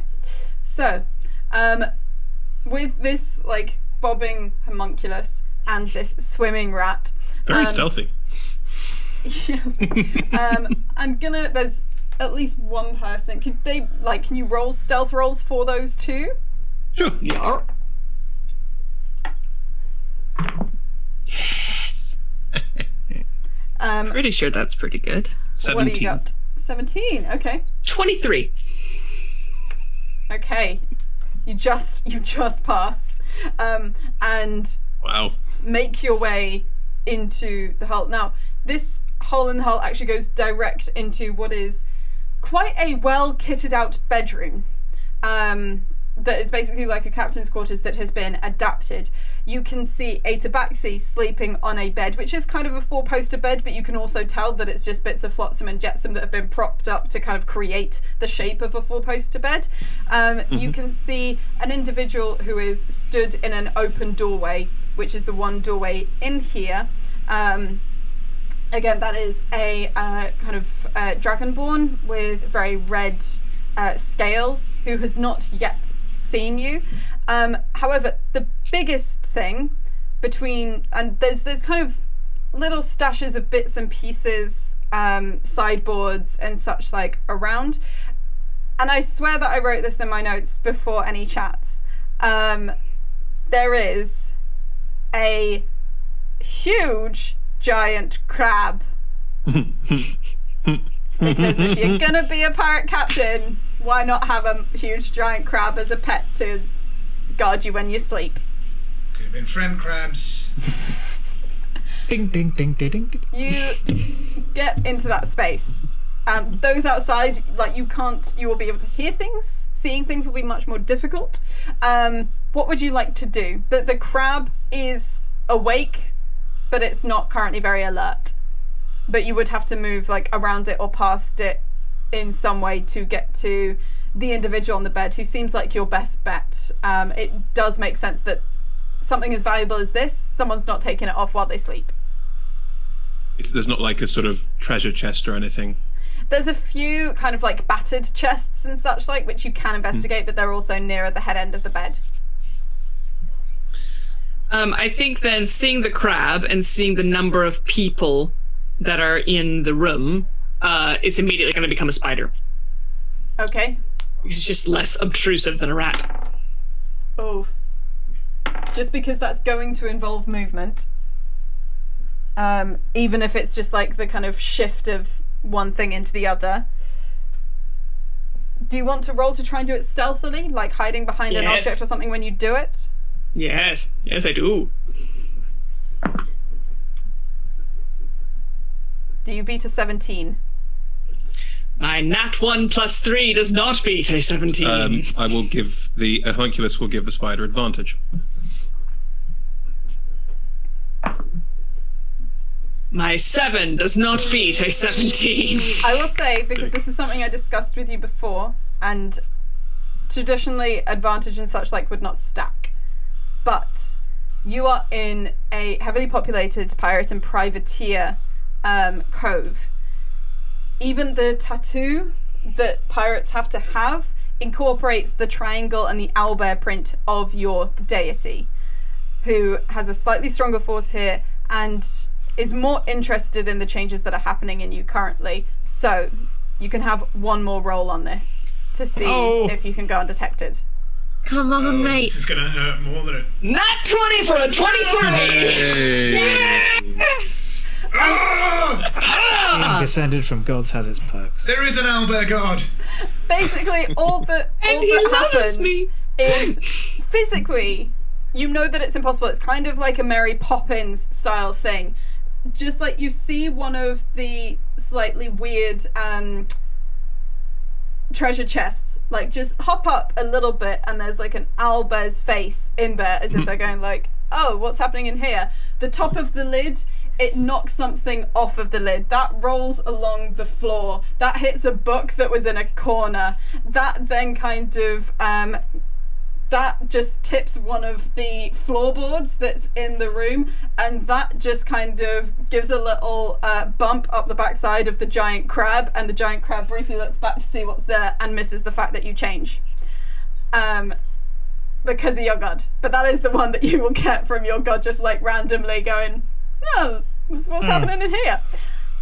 So My god's the best! And totally misses the floating alembic, just bloop, bloop, bloop.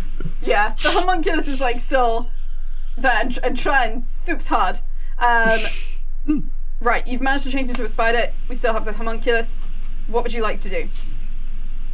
It's going to be trying to crawl up one of the posts on the 4-poster bed to get to the hands to see if I can see. I will totally allow that, because like whilst a magical shift would have drawn attention, spider not going to draw the crab or the dragonborn's attention. The homunculus Just floating. I mean, I float silently, so bloop, bloop, bloop, just floating through the air and following the spider's course towards wherever the spider is, just to help. How is the homunculus not being seen floating across the room? Oh, are there people who can see things? Well, like a crab can see and the dragonborn can see. Oh, I see.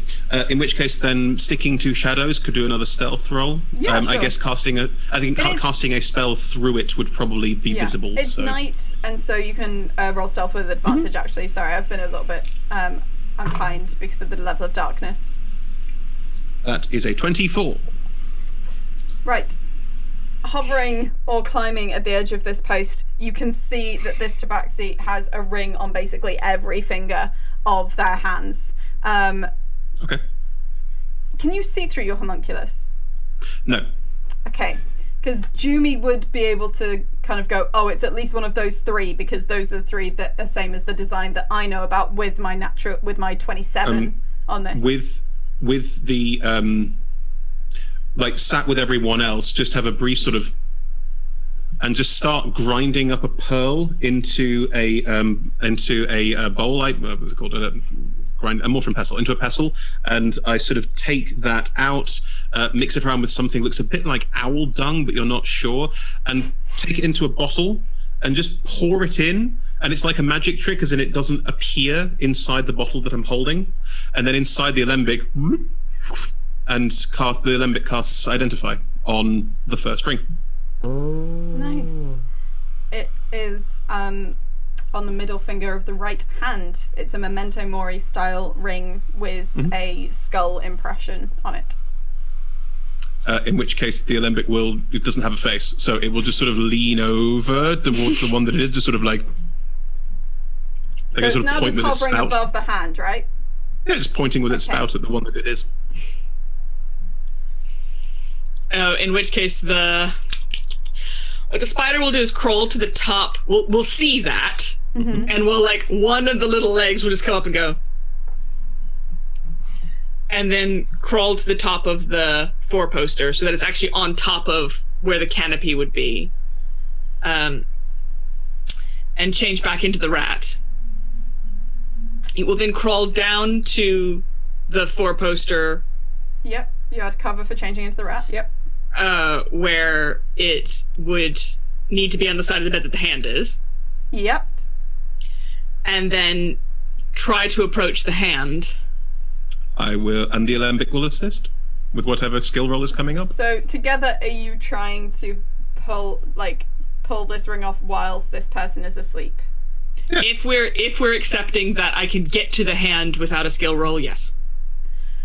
I will allow that you can get to the hand without a skill roll. The moment you start trying to manipulate something on this sleeping person's hand, then there will be rolls to see how subtly you do it, both for the sleeping person and for the individuals in the room. Sure. Yep. Ooh. Checking something to see if it's a thing I can do. Okay.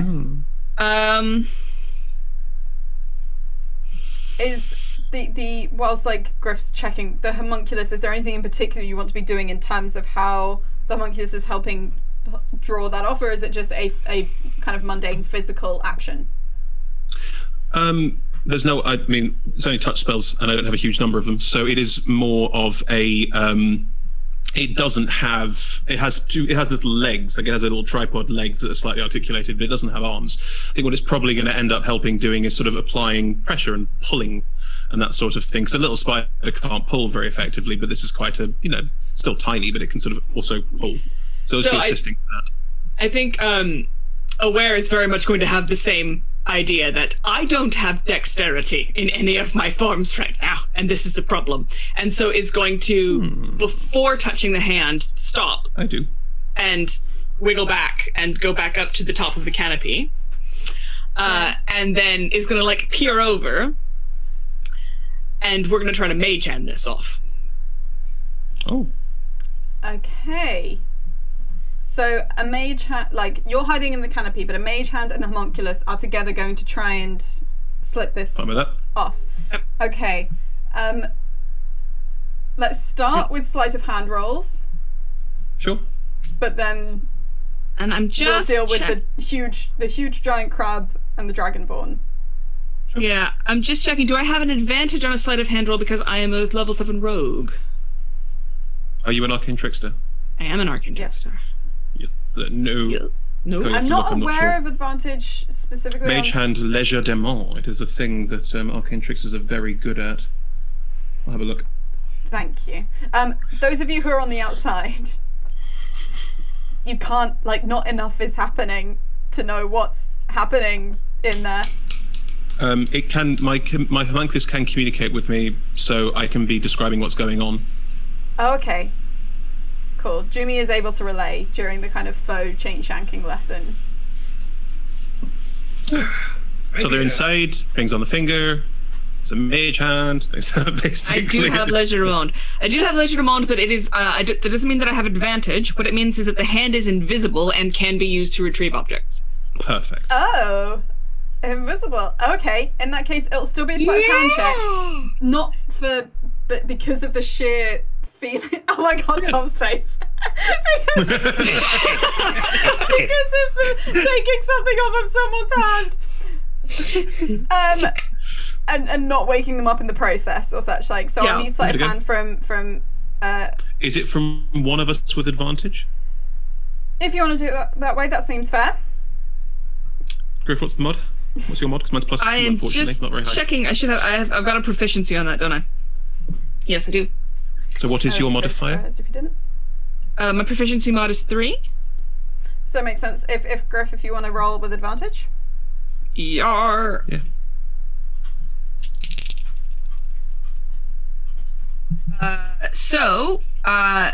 With my +3, that's a 21. Okay, I'm just gonna roll. Basically, kind of the way I do certain sleeping things is con checks to how light a sleeper they are, how likely they are to respond. That is a 19. So you are slowly managing to take this ring off. However, there is movement. There is now a homunculus who is more central to the space. I'm going to do 2 fresh checks for the crab, for the Want me dragonborn. to roll another stealth check, or are you happy with the last one? Could you roll a fresh one, please? I will say this, one of them was a nat 1. Giant enemy crab. The other one was a little bit higher. So do you beat a 16? 19 plus 5. 16 is outrun by 19. I think it's kind of see-through, so it's hard to see what it is. Also, the bubble like warps. It's hard to see what it is. Also, like the Dragonborn is a little bit distracted because piece of world lore we didn't get to. It's one of Tender's exes, and she's just heard that Tender is in Aonte, so it's like a little bit distracted by some information. Sorry, just like to throw that in there because like it was something we chatted about, but we haven't. Hey, did you hear Tender's in town? Oh God, no, not him. Tender the vampire. You know, he barred so hard. They'd be kind of jazzed that I was in town, I imagine, because they don't know me now. Oh, they think Yeah, you're they really knew you cool back when you still. were cool. Yeah. So she's a little bit distracted, and the crab is, it's a huge giant crab. I'm using the Before we official leave- Its own language existence there. The distracts stat block is itself. called huge giant crab. Okay. Does the crab have a name, please? Crab C. Nesbit, because that was a very good suggestion made on Twitter, and I really appreciate Crab C. Nesbit. So that's what Gauntlet, who is the sleeping tabaxi, calls the crab. You managed Crab to C. slip Nesbit. the ring off. It is held within the mage hand or by the homunculus, whoever prefers. Yeah, if it's easier, I'll just take it and go. And you are able to incredibly quietly, because Aware is able to change back into a spider or such like if they want to.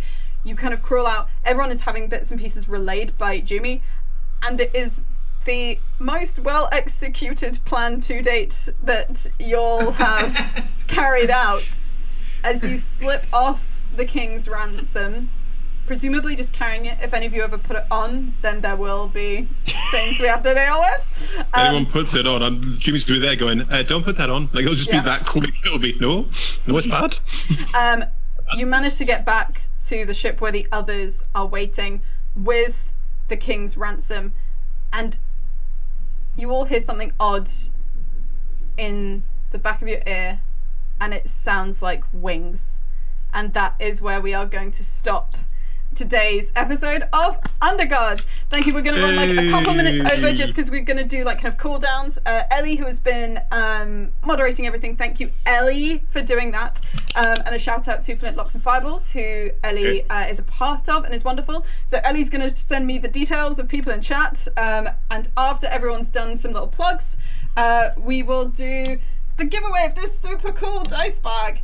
But just before we do plugs, thank you so much for watching. We do this every month, and we also have a weekly slot from 6 to 9 p.m. BST, which is streamed on here and on Twitch. .tv/D&D as well. We're currently coming towards the end of Corrupted, an Icewind Dale kind of Rime of the Frost Maiden style adventure, which Chris is DMing. So if you want to kind of catch the kind of climactic bits of that, then do tune in. You can support us by following us on socials at Adventures250 on Twitter, and Adventures Wanted everywhere else, shouting about us and telling people if you have enjoyed the shows and such like. You can support us on Patreon, which is patreon.com/Adventures Wanted, where you can get homebrews and different bits and pieces on there. And so check that out for the different rewards that we have. You can also check out any stream that we've ever done on YouTube. These all are recorded and then go to YouTube afterwards. Where you can see a huge number of different things, some D&D, some not. Nice big variety. Keep an eye on our socials because we've got a lot of cool things coming up very shortly. I believe that's general things. Thanks again to our sponsors, Ultra Pro and Hero Forge. Thank you also to our supporters, the Thornless Rose and D&D Beyond. And I'm going to quickly throw to these lovely talented people to give shout outs and plugs for anything else they're involved in. As well as DMing Corrupted and the new show coming on September 28th, same time, same place as Chloe said. More news on that very, very soon.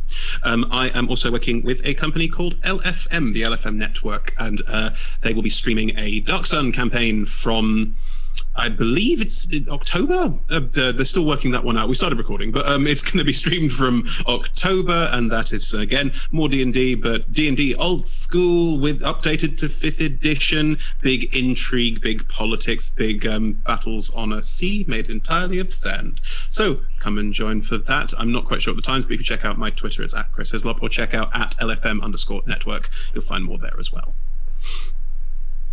I have I've got a number of things, but I will plug one thing specifically. I will do the Agent Venture game, which I also run. If you're a fan of games, I and a bunch of other very, very talented individuals run a thing by a company called The Adventure is Real, where you take on the handlers of an agent named Agent Venture. You can either play the hacker, the navigator, the researcher, or the communicator, as you infiltrate the BAD corporate tower to try and take down the infamous CEO Jay Bozo, and hijinks ensue. It's kind of an escape room-ish online adventure with a lot of role-playing elements in there as well. So yeah, check out the Adventure is Real or Agent Venture on designmynight.com. Follow me on Twitter at the Sarah Griffin, or on Instagram, Griff, Gryph, the Griffin. On those, you will find that I am soon updating about things that I will be able to talk about soon, but can't talk about now because they're that exciting. So looking forward to that. I'm Hannah. Please follow me on Twitter at Challa Out Loud, CHALLAH out loud, because I'm Jewish and I tell jokes about bread. Yeah, if you follow me on there, you'll see me do all manner of things, poetry related, games related. Yeah, Thomas the Tank Engine jokes. I've got to keep an eye out for those. Yeah. Yes, if you like games and or you miss going to the theatre, you can go to jurygames.com and explore our first game that we're doing through that, called Jury Duty. It's been very well received. It's been running since May. In short, you are part of a Zoom call that is made up of you and your fellow audience members being a jury, and you have to interview the defendant, often played by me, and compare it with the evidence that you have and work out exactly what's going on here and who may or may not be telling the truth.